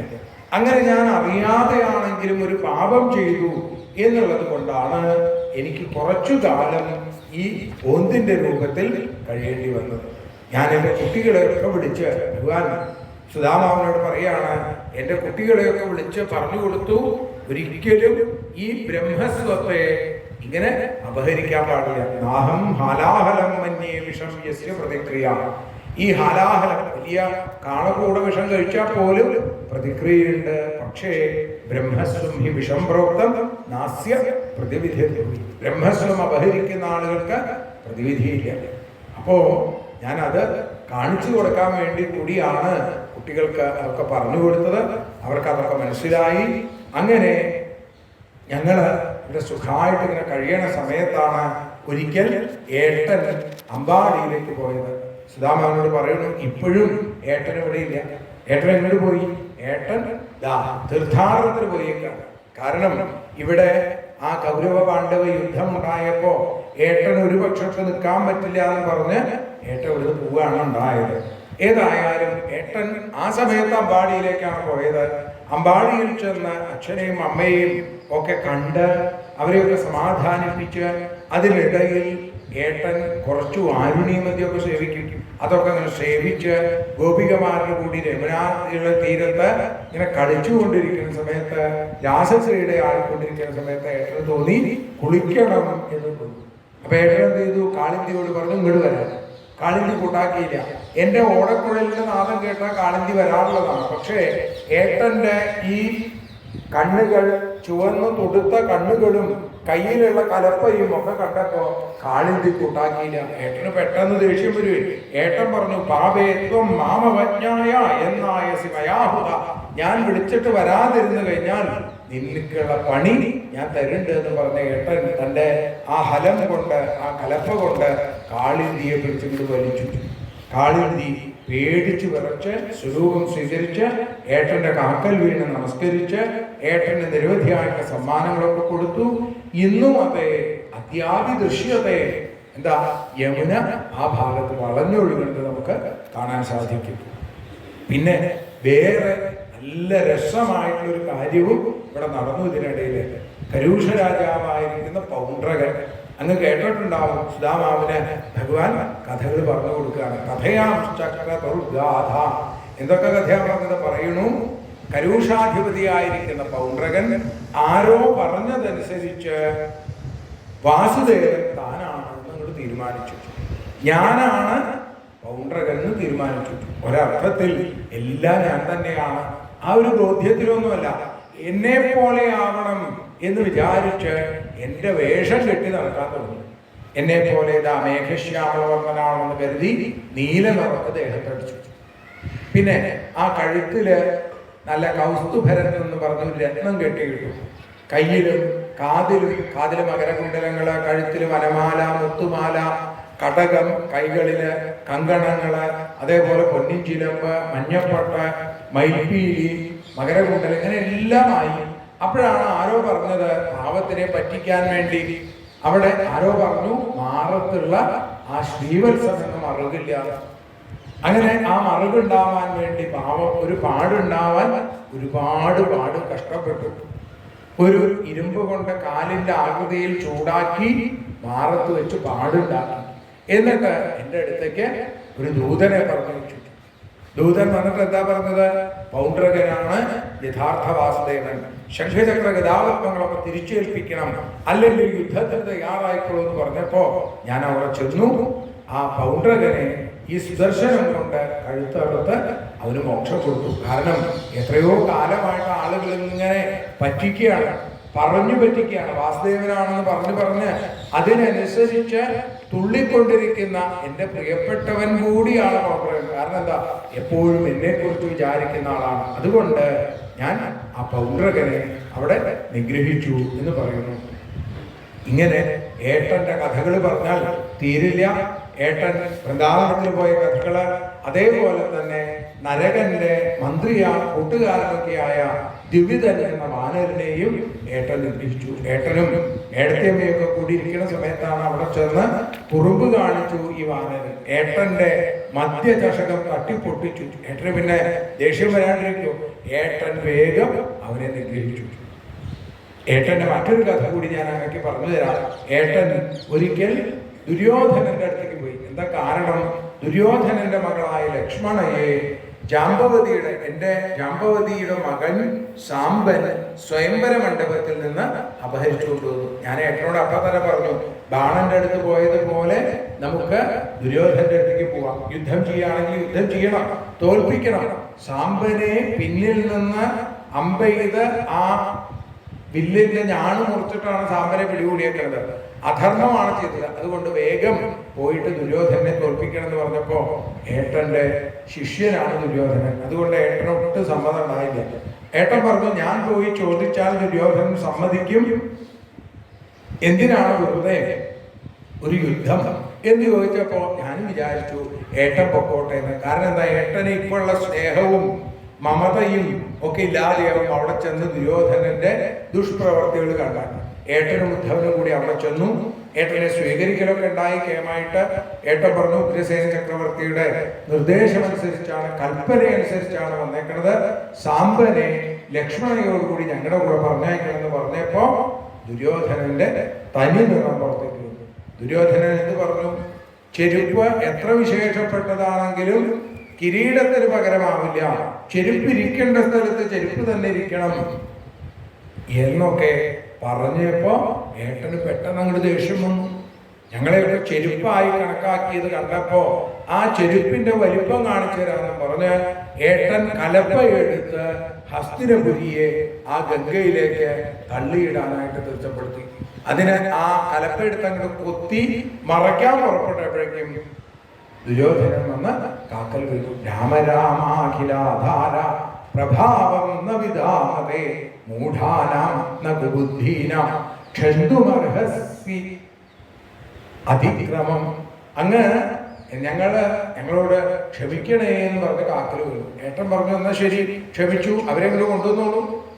അങ്ങനെ സാമ്പനെയും ലക്ഷ്മണനെയും കൊണ്ടുവന്നു. ഇന്നും നമുക്ക് പോയാൽ കാണാം, ഹസ്തിനപുരി ഗംഗയിലേക്ക് ചെരിഞ്ഞ് കിടക്കുന്നു. കാരണം എന്താ, അവിടെ സൂചകൻ രാമന്റെ വിക്രമത്തെ കാണിച്ചിട്ടുണ്ട്. അങ്ങനെ എത്രയെത്ര ലീലകള്, എത്രയെത്ര കഥകളാണ് എനിക്ക് അങ്ങയോട് പറയാനുള്ളത് എന്ന് ഭഗവാൻ ഇങ്ങനെ പറയുന്നു. എൻ്റെ ഗൃഹസ്ഥാശ്രമ ലീല കാണാൻ നാരദൻ വന്നത്, ഓരോ സ്ഥലത്തും ഓരോ തരത്തിലുള്ള ലീലകളാടി നാരദനെ ഞാൻ അത്ഭുതപ്പെടുത്തിയത്. ഞാൻ കാലത്ത് നേരത്തെ നീക്കും, അതേപോലെ തന്നെ കുറച്ചു നേരം ധ്യാനിക്കും.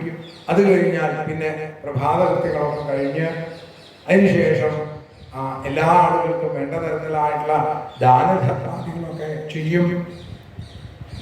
ദദോ രൂപഘുരാഗ്രാണം ചൗവാജിനത തിലൈ സഹ അലങ്കൃതേഭ്യോ വിപ്രേഭ്യോ ബദ്ധ്വം ബദ്ധ്വം ദിനേ ദിനേ. നിരവധി ഗോദാനങ്ങളൊക്കെ ചെയ്യും. ബ്രാഹ്മണര്, പശുക്കള്, ദേവന്മാര്, വൃദ്ധന്മാര്, ഗുരുനാഥന്മാര് ഇവരെയൊക്കെ നമസ്കരിക്കും.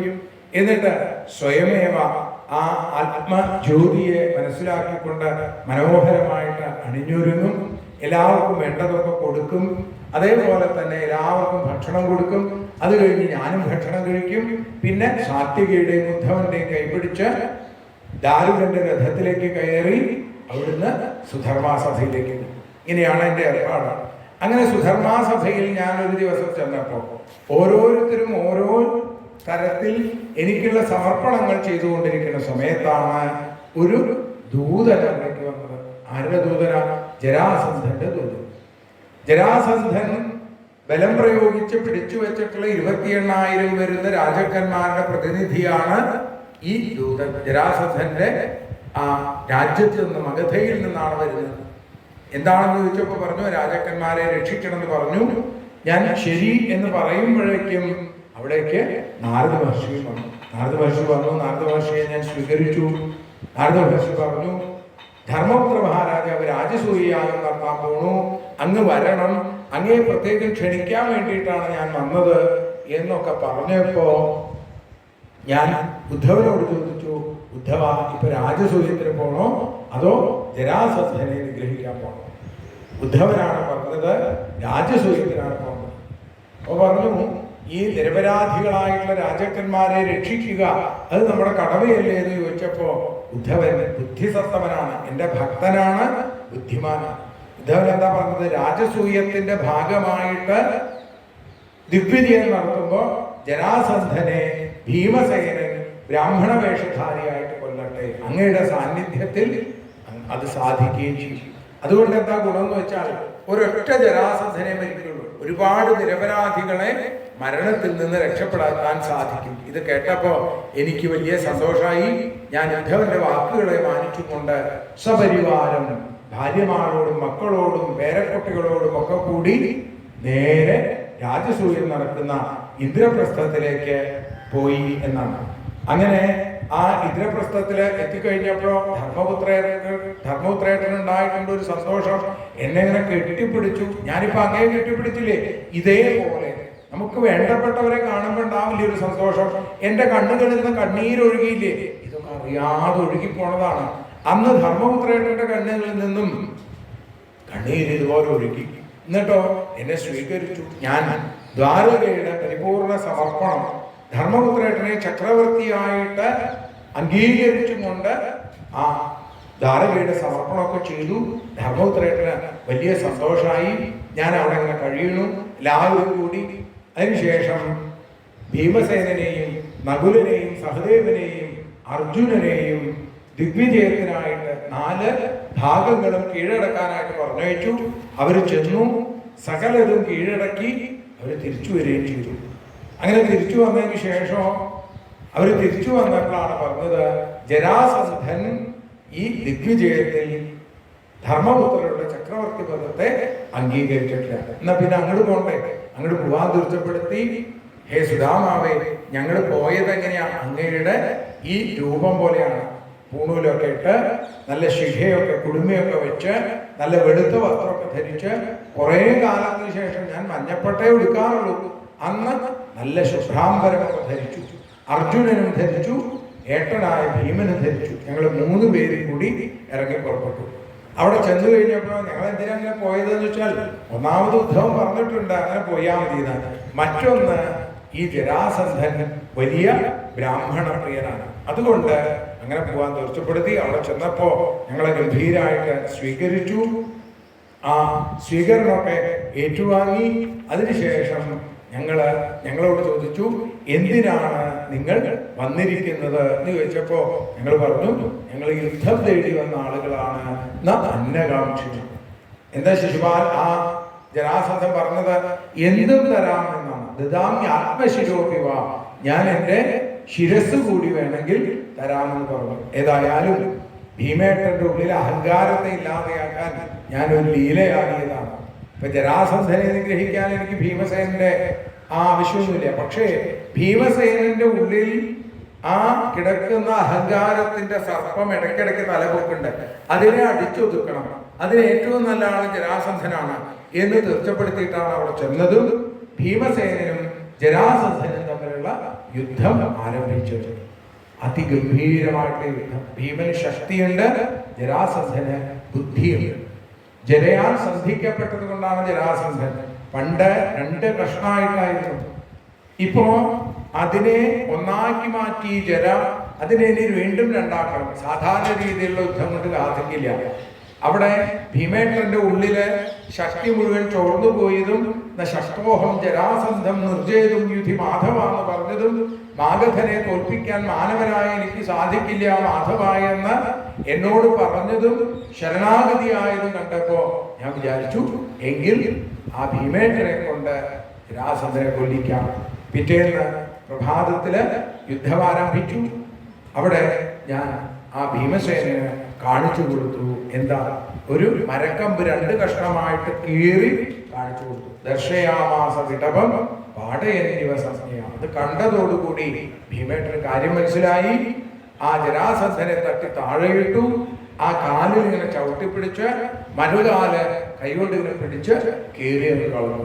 ആന കരിമ്പും പട്ടം കയറുന്നത് പോലെ. അങ്ങനെ ജരാസന്ധനെ നിഗ്രഹിക്കുകയും സഹദേവം തത്തനെയും ജരാസന്ധന്റെ പുത്രനായ സഹദേവനെ രാജാവാക്കി അഭിഷേകം ചെയ്യുകയും ചെയ്തു. എന്നിട്ട് രാജാക്കന്മാരെ മോചിപ്പിക്കാനായിട്ട് ചെന്നു. അവര് ഭഗവാന്റെ പാദങ്ങളിൽ വീണ് നമസ്കരിച്ചു. അവര് പ്രാർത്ഥിച്ചു. കൃഷ്ണായ വാസുദേവായ ഹരേ പരമാത്മനെ പ്രണതക്ലേശനാശായ ഗോവിന്ദായ നമോ നമഃ എന്ന് പ്രാർത്ഥിച്ചപ്പോ ഞാൻ അവരെ അനുഗ്രഹിച്ചു. അവരോട് പറഞ്ഞു, നിങ്ങളെല്ലാവരും രാജസൂയത്തിന് വരണം എന്ന് പറഞ്ഞപ്പോ അവർ പറഞ്ഞു, നിങ്ങളെല്ലാവരും ഞങ്ങൾ രാജാക്കന്മാരായിട്ടല്ല വരാൻ പോണത്, അവിടുത്തെ പാദസേവകരായിട്ടാണ് ഭഗവാനെ എന്ന് പറയുന്നു. അങ്ങനെ അർജുനോട് ഭീമനോട് കൂടി ഞാൻ ധർമ്മപുത്ര മഹാരാജാവിന്റെ അടുത്തേക്ക് എത്തി. ഒന്നും മിണ്ടാൻ പറ്റാതെ കണ്ണിൽ നിന്ന് കണ്ണീരൊലിപ്പിച്ചുകൊണ്ട് നിശമ്യ ധർമ്മരാജസ്ഥൽ കേശവേനാനുകമ്പിതം ആനന്ദാശ്രുകലാം മുഞ്ചൻ പ്രേംനാവാച കിഞ്ചന. ഒന്നും പറയാനാവാതെ നിന്നു ധർമ്മപുത്ര മഹാരാജാവ്. എന്നിട്ടോ അതിനുശേഷമാണ് ഗംഭീരമായിട്ടുള്ള രാജസൂയയാഗം ആരംഭിച്ചത്. ദ്വൈപായനൻ, ഭരദ്വാജൻ, സുമന്തു, ഗൗതമൻ, അസിതൻ, വസിഷ്ഠൻ, ചവനൻ, കണ്ണൻ, മൈത്രേയൻ, വിശ്വാമിത്രൻ, വാമദേവൻ, സുമതി, ജൈമിനി എന്നുവേണ്ട സകല ഋഷീശ്വരന്മാരും അവിടെ വന്നിട്ടുണ്ടായിരുന്നു. അവരൊക്കെ എന്തിനാ വരുന്നത്? ഈ ധർമ്മപുത്രേട്ടന്റെ രാജസൂയത്തിന് ഞാൻ കർണനെ ദാനത്തിന്റെ ചുമതല ഏൽപ്പിച്ചു. അപ്പൊ കർണന് സത്യത്തിൽ പാണ്ഡവന്മാരിൽ ഏറ്റവും മൂത്ത ആളല്ലേ. അപ്പൊ കർണൻ ചെയ്താൽ ശ്രേഷ്ഠത കൂടും. കർണനാണെങ്കിൽ ദാനം എന്ന് പറഞ്ഞാൽ വലിയ ഇഷ്ടമാണ്, കിട്ടുന്നത് മുഴുവൻ കൊടുക്കുക എന്നുള്ളതാണ്. ദുര്യോധനനാണ് ധനാധ്യക്ഷൻ. എല്ലാം കൊടുത്ത് ഖജാന മുട്ടിക്കണം എന്ന് വിചാരിച്ചിങ്ങനെ ധാരാളം കൊടുക്കും. അങ്ങനെ ധാരാളം കൊടുക്കുമ്പോൾ 10 കിട്ടണമെന്ന് വിചാരിച്ച അല്ലെങ്കിൽ ആഗ്രഹിച്ചവര് 100 കിട്ടുമ്പോൾ 2 കൈ ഉയർത്തി കർണനെ അനുഗ്രഹിക്കും. കർണന്റെ അനുഗ്രഹം കൂടെ ആർക്കാ കിട്ടുന്നത്? ദുര്യോധനന്റെ ആ പിതൃസഹോദരപുത്രനായിരിക്കുന്ന സാക്ഷാൽ ധർമ്മപുത്രക്ക്. കർണൻ ദുര്യോധനന്റെ കൂട്ടുകാരനാണെങ്കിലും കർണനെ അനുഗ്രഹിച്ചാൽ ആ കർമ്മത്തിന്റെ പുണ്യം മുഴുവൻ കിട്ടുന്നത് ധർമ്മപുത്രക്ക്. അതുകൊണ്ട് ഐശ്വര്യം വർദ്ധിച്ചു വരുന്നു. എങ്ങനെ നോക്കിയിട്ടും പിന്നെ ലക്ഷ്മി ഭഗവതിമാര് 16,108 ലക്ഷ്മീപതിയായിരിക്കുന്ന ഭഗവാൻ അതിന്റെ പൂർണ്ണമായ ചുമതല ഏറ്റെടുത്തുകൊണ്ട് നിൽക്കുന്നു. സഹദേവൻ പൂജാതി കർമ്മങ്ങളുടെ ചുമതല ഏറ്റെടുത്തു. മഹാനസാധ്യക്ഷൻ അടുക്കളയുടെ ചുമതല ഭീമേട്ടൻ ഏറ്റെടുത്തു. ഇങ്ങനെ ഓരോരുത്തരും ഓരോ ചുമതലകൾ ഏറ്റെടുത്തു. ഞാൻ ഏറ്റെടുത്തത് എന്താ? എല്ലാവരുടെയും കാല് കഴുകിക്കുക. എനിക്ക് ഈ ആളുകളുടെ കാല് കഴുകിക്കാൻ വലിയ ഇഷ്ടമാണ്. അപ്പൊ അങ്ങയുടെ കാല് കഴുകിച്ചില്ലേ? അങ്ങേപോലുള്ള ഭക്തന്മാരുടെ കാല് കഴുകിക്കുമ്പോൾ ആ പാദതീർത്ഥം ശിരസിൽ ധരിക്കുമ്പോൾ ഞാൻ അനുഭവിക്കുന്ന ഒരു ആനന്ദം മറ്റൊരു സ്ഥലത്തും എനിക്ക് കിട്ടിയിട്ടില്ല എന്ന് ഭഗവാൻ പറയുന്നു. അങ്ങനെ അവിടെ വെച്ച് എന്നെ ഞാനിപ്പോ അങ്ങയെ പൂജിച്ചില്ലേ, ആ സമയത്ത് ഞാൻ അങ്ങയോട് പറഞ്ഞില്ലേ എന്റെ രാജസൂയാണെന്ന്. ധർമ്മപുത്രേട്ടന്റെ രാജസൂയത്തിന് എന്നെ പൂജിച്ചു. ഇതുപോലെ രത്നഖചിതമായ സിംഹാസനത്തിൽ ഇരുത്തി സ്വർണ്ണ തളികയിൽ കാലുവെച്ച് നിർമ്മലമായ അതിശുദ്ധമായ പരിപാവനമായ ജലം കൊണ്ടും അതിനേക്കാൾ ശുദ്ധമായ കണ്ണീർ തുള്ളികളെ കൊണ്ടും എന്റെ പാദങ്ങളെ കഴുകിച്ചു ധർമ്മപുത്രേട്ടൻ. ഞാനത് ആ പൂജ സ്വീകരിച്ചുകൊണ്ട് അവിടെ ഇരുന്നു. അങ്ങനെ ധർമ്മപുത്രേട്ടന്റെ മന്ത്രങ്ങൾ പഴക്കുന്നുണ്ട്, മുദ്രകൾ മാറിമാറിക്കൊണ്ട്. പക്ഷേ ആ ഉള്ളിൽ നിറഞ്ഞു നിൽക്കുന്ന ആത്മാർപ്പണത്തിന്റെ ആ ഭാവം എനിക്കത് വലിയ ഇഷ്ടമായി. അതുകൊണ്ട് ഞാനതൊക്കെ സ്വീകരിച്ചു, അവരെല്ലാവരെയും അനുഗ്രഹിച്ചു. അപ്പോഴാണ് ചേരുവതിയായ ശിശുപാലൻ ചാടി എഴുന്നേറ്റതും എനിക്ക് നേരെ പലതരത്തിലുള്ള ആരോപണങ്ങൾ തൊടുത്തുവിട്ടത്. മറ്റുള്ള ആളുകൾക്കൊക്കെ ആരോപണമായിട്ട് തോന്നുമെങ്കിലും എന്നെ സംബന്ധിച്ചിടത്തോളം ശിശുപാലേട്ടന്റെ സ്തുതിയായിട്ടാണ് എനിക്ക് തോന്നിയത്. കാരണം എന്താ, ശിശുപാലേട്ടൻ എന്നോട് കുറിച്ച് എന്താ പറഞ്ഞത്? വർണ്ണാശ്രമകുലാഭേദ സർവധർമ്മ ബഹിഷ്കൃത സ്വൈരവർത്തി ഗുണൈർഹീന. ഞാൻ ആരൊക്കെയാണെന്നാ പറയുന്നത്? എല്ലാ ആശ്രമവും ഉപേക്ഷിച്ച ആളാണ്, എല്ലാ വർണ്ണവും ഉപേക്ഷിച്ച ആളാണ്, ഗുണമില്ലാത്ത ആളാണ്. ഇതൊക്കെ എന്നെ സംബന്ധിച്ച് ശരി തന്നെയാണ്. ഞാൻ ഇതൊക്കെ തന്നെയാണ്. എനിക്ക് ഇന്ന ആശ്രമം എന്ന് പറയാൻ സാധിക്കില്ല, ഇന്ന വർണ്ണം എന്ന് പറയാൻ പാടില്ല, പുരുഷനോ സ്ത്രീനോ എന്നെ പറയാൻ പാടില്ല. ഞാൻ അതിലൊക്കെ ഉപരിയായിട്ടുള്ള ആ പരബ്രഹ്മമൂർത്തിയാണ്. ഇന്ന് സുധാമാവേ അങ്ങക്കെങ്കിലും അറിയുള്ളൂ. ഏതായാലും ശിശുപാലന്റെ ഈ നീചമെന്ന ആളുകൾക്ക് തോന്നുന്ന വാക്കുകൾ കണ്ടപ്പോ സുദർശനേന സ്വാസ്ത്രേണ, എന്റെ സുദർശന ചക്രം കൊണ്ട് ശിശുപാലന്റെ കഴുത്ത് മുറിച്ചു. ശിശുപാലിൽ നിന്നൊരു ജ്യോതിസ് എന്നിലേക്ക് വന്ന് ചേരുകയും ചെയ്തു. കാരണം നിരന്തരം ജനിച്ച അന്നു മുതൽ കൃഷ്ണനെ കുറിച്ച് മാത്രം ചിന്തിച്ച ഒരാളാണ് ശിശുപാലൻ. ഏതായാലും ആ രാജസൂയൊക്കെ കഴിഞ്ഞു. ധർമ്മപുത്ര മഹാരാജാവ് സിംഹാസനത്തിൽ ഇരിക്കുന്നു. മയനാൽ നിർമ്മിക്കപ്പെട്ട മനോഹരമായ മന്ദിരത്തിലേക്ക് മതവിചാരങ്ങളോടുകൂടി മതവികാരങ്ങളോടുകൂടി ദുര്യോധനൻ കടന്നു വന്നു. ദുര്യോധനൻ വെള്ളമുള്ള സ്ഥലത്ത് വെള്ളമില്ലാന്ന് വിചാരിച്ചു, വെള്ളമില്ലാത്ത സ്ഥലത്ത് വെള്ളം ഉണ്ടെന്ന് വിചാരിച്ചു. അതുകൊണ്ട് എന്തുണ്ടായി? വെള്ളമില്ലാതെ കരുതി ഇറങ്ങി അങ്ങോട്ട് നടന്നതും വെള്ളത്തിൽ തവിടുപൊടി ആ വെള്ളത്തില് താഴെ വീഴുകയും ചെയ്തു. വെള്ളത്തിൽ അങ്ങനെ വീണ് കഴിഞ്ഞ് പൊന്തി നോക്കുമ്പോഴാണ് എല്ലാവരും ചിരിക്കാൻ പോണു. ധർമ്മപുത്ര മഹാരാജാവ് ചിരിക്കരുത് പറഞ്ഞു.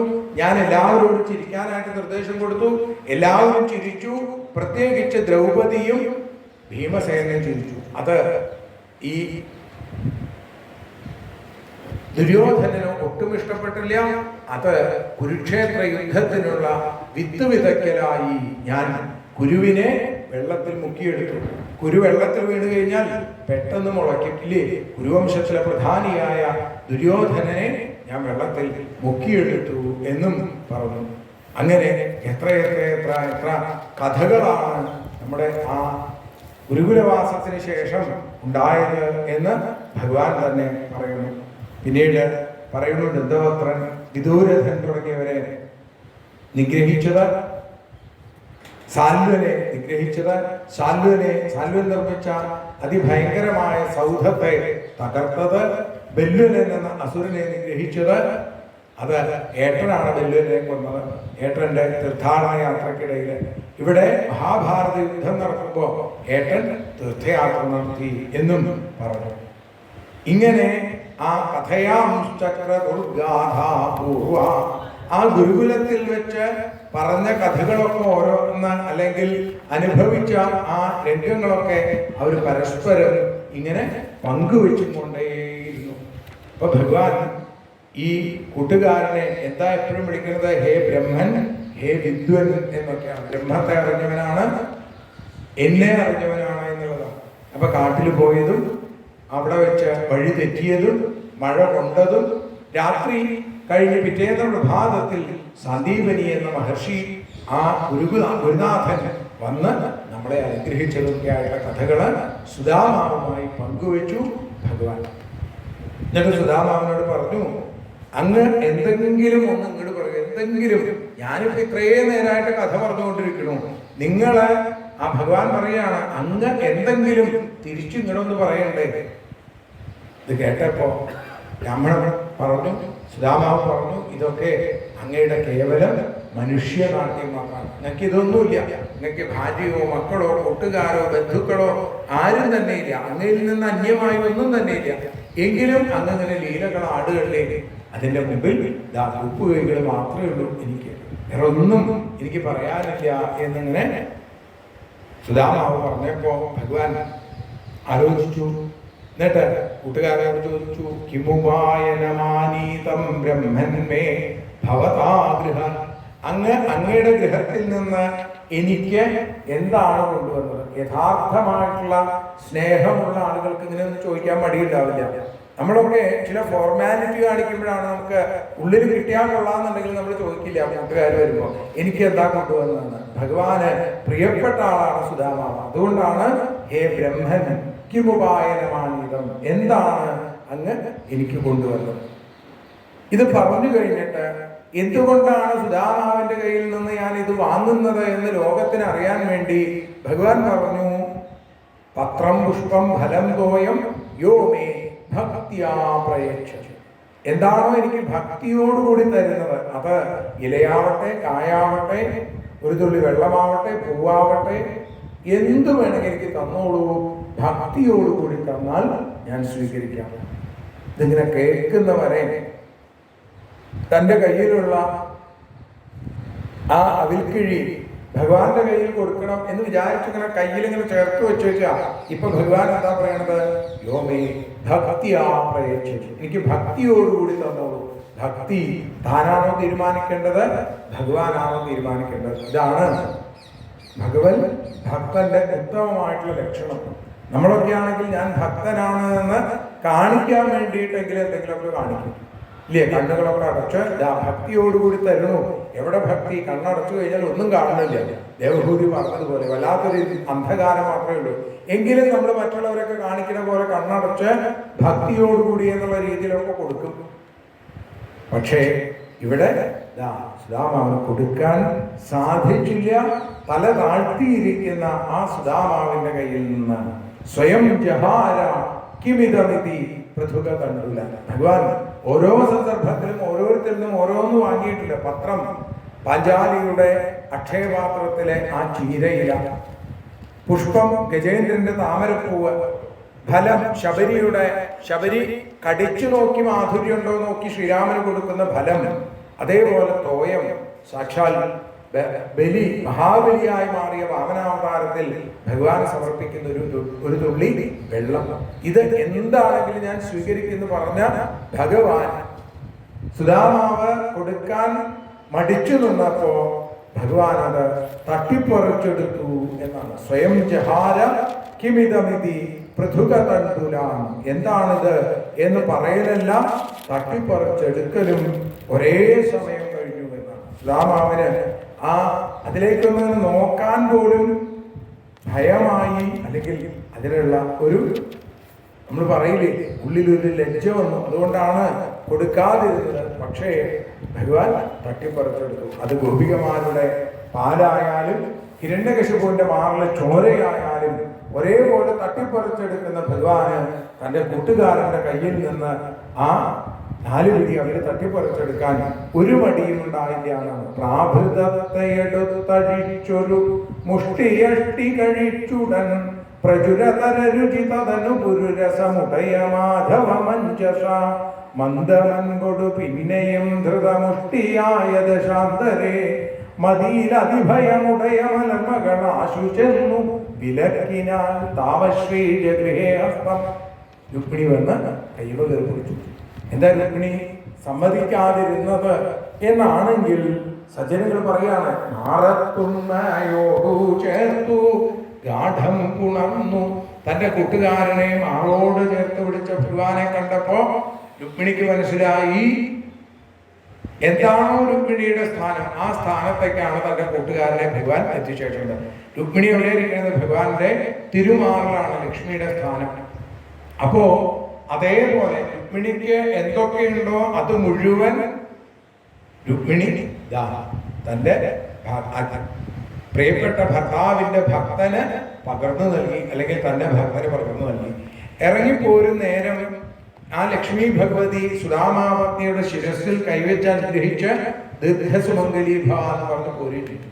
ഇതിന് പകരം കൃഷ്ണനിനി ആ ഒരു പിടി കൂടി വാരി വായിലേക്ക് ഇട്ടാൽ ഈ സുദാമാവ് ഉടലോടെ ഭഗവാന്റെ ലോകത്തിലേക്ക് എത്തും.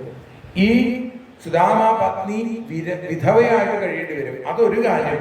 മറ്റൊരു കാര്യം, ദാരിദ്ര്യം കൊണ്ട് പൊറുതിമുട്ടിയ സമയത്ത് എങ്ങനെയായിരുന്നോ സുദാമ, അതേപോലെ തന്നെയാണ് സൗഭാഗ്യത്തിന്റെ കൊടുമുടിയിലിരിക്കുമ്പോഴും എന്നും ലോകത്തിന് മനസ്സിലാവണം. അതിനു വേണ്ടിയിട്ടാണ് ഭഗവതി അങ്ങനെ ചെയ്തത്. അന്നപാന സുഖം ലഭിച്ചവരന്നു രാത്രി മഹോത്സവ അവനി സുരവരനജിതനൊടു സഹതദ്ഗൃഹേ മരുവീടിനാൽ തത്ര നിന്നരുണോദയേവദ യാത്രയായി മഹീസുരൻ തദനു സമുദിത സരസമതിയൊടു യാത്ര ചൊല്ലി നടന്നു പോൽ.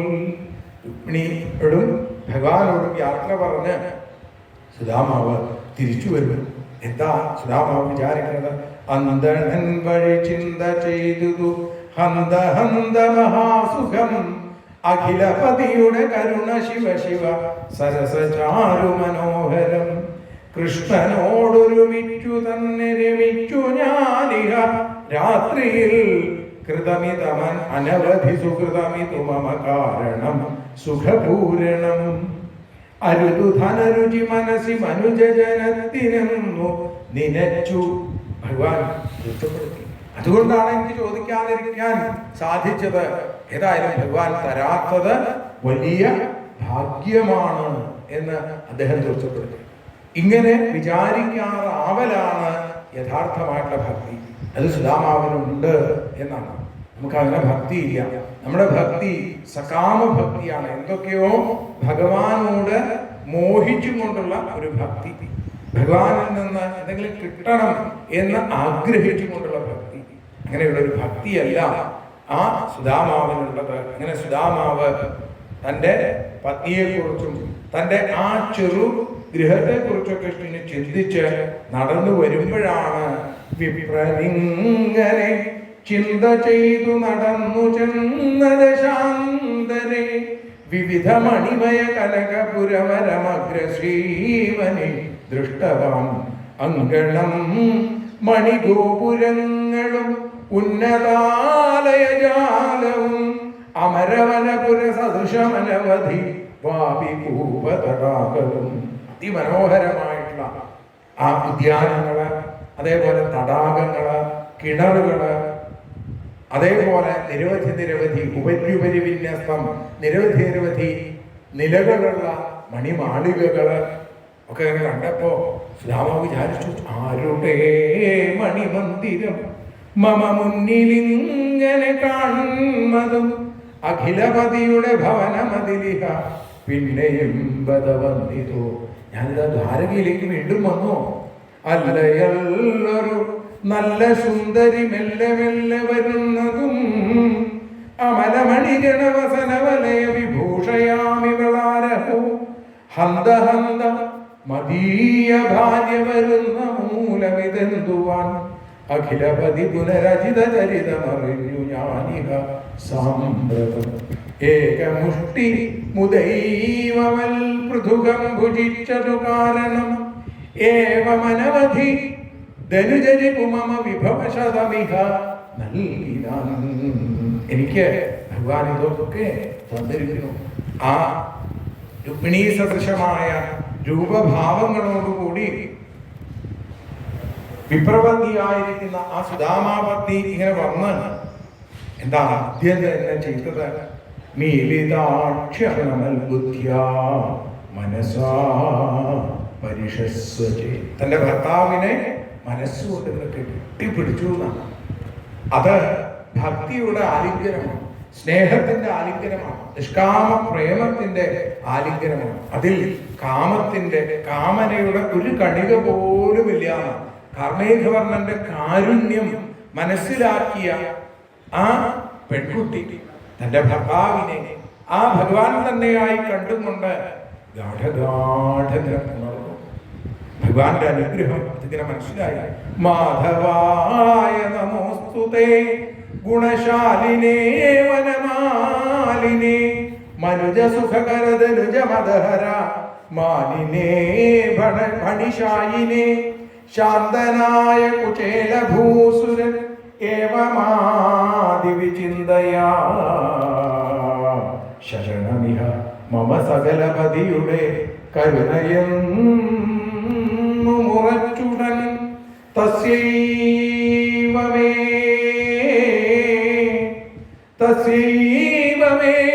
സൗഹൃദ സഖ്യമൈത്രീദാസ്യം പുനർജന്മനി ജന്മനി സ്യാൻ മഹാനുഭാവേന ഗുണാലയേന വിഷജ്ജതസ്ഥൽ പുരുഷപ്രസംഗ.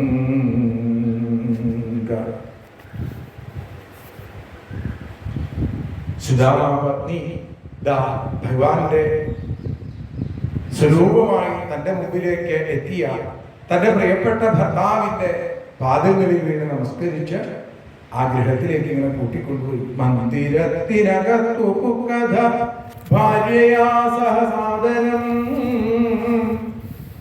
മഹിത ഗുണമൊടുമരുവി മധുരിപു ഭക്തിശാലി മഹീശ്വരൻ അപ്രകാരമുദാരമെന്റെ ദരിദ്രദോഷമശേഷമേ അജിത വിരവൊടുശമയരമയുടെ നാഥദേവ നമോസ്തുതേ.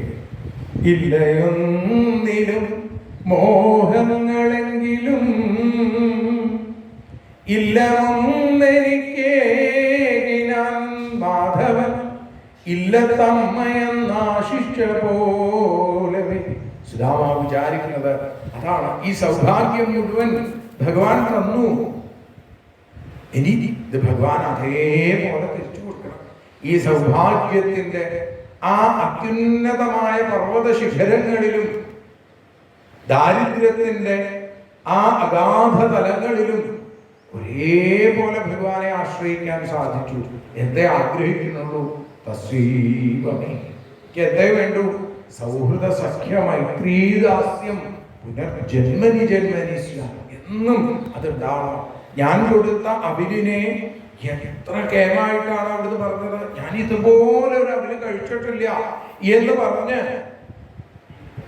എന്നോടൊപ്പം അന്ന് രാത്രി മുഴുവൻ കഴിഞ്ഞ് പിറ്റേന്ന് പ്രഭാതത്തിൽ എന്നെ ഗോപുരദ്വാരം വരെ കൊണ്ടാക്കി. ഇടയ്ക്കിടയ്ക്ക് വരണം സുധാമാവേ എന്ന് പറഞ്ഞ് ആ കണ്ണീരൊരുപ്പിച്ച് നിൽക്കുന്ന കാർമേഘവർണ്ണനെ എന്റെ ഹൃദയശ്രീ കോവിലിൽ എന്നെന്നും കാണാനാവണേ. അവിടുത്തെ പാദങ്ങളിലും അവിടുത്തെ ഭക്തന്മാരുടെ പാദങ്ങളിലും സൗഹൃദത്തിന്റെയും സഖ്യത്തിന്റെയും മൈത്രിയുടെയും ദാസ്യത്തിന്റെയും നാലുപിടി സമർപ്പിക്കാൻ, ആ നാലുപിടിയിലൂടെ ഭഗവാനിലേക്ക് ആത്മസമർപ്പണം ചെയ്യാൻ അടിയനെ അനുഗ്രഹിക്കണേ എന്ന് പ്രാർത്ഥിക്കുന്ന സുധാമാവ്. ഇത്തം വ്യവസിതോ ബുദ്ധ്യാ ഭക്തോ ദീവജനാർദ്ദനെ വിഷയാൻ ജായയാത്യക്ഷൻ ബുഭുജേനാതിലം പട തസ്യ വൈ ദേവദേവസ്യ ഹരേ യജ്ഞപതേ പ്രഭോ ബ്രാഹ്മണാ പ്രഭവോ ദൈവം നദേഭ്യോ വിദ്യതേ പരം.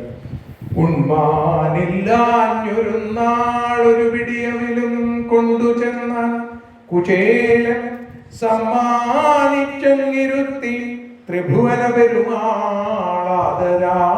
ചോറു നൽകി സമ്മോദം പൂണ്ടിരുന്ന മുരഹരനവിലും തിന്നുപോരും ദശായ ബ്രഹ്മാനന്ദം കുചേലൻ അനവധി ധനവും നൽകിനാൻ നന്ദസൂനു.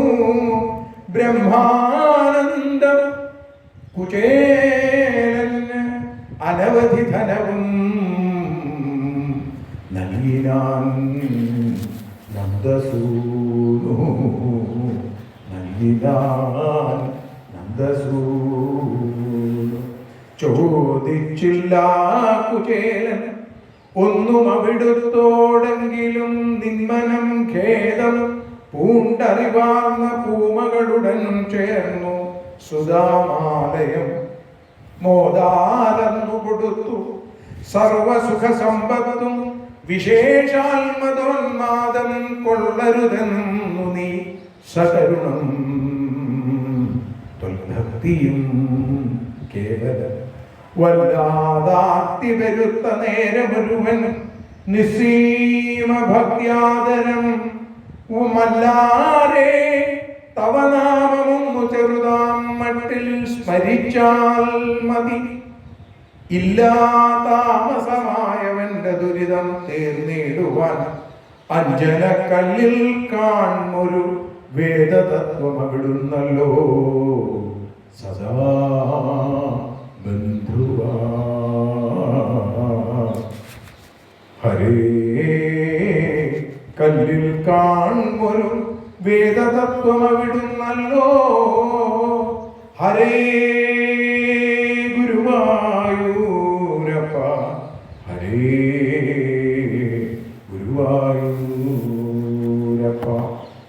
സുധാമാവിൻ്റെ ഭക്തിഭാവത്തിൻ്റെ കഥ, ഭഗവാന്റെ വിവിധങ്ങളായിട്ടുള്ള ലീലകൾ ഒക്കെ നമ്മളിതാ അനുസ്മരിച്ച് ഭഗവത്പാദങ്ങളിൽ സമർപ്പിക്കുന്നു.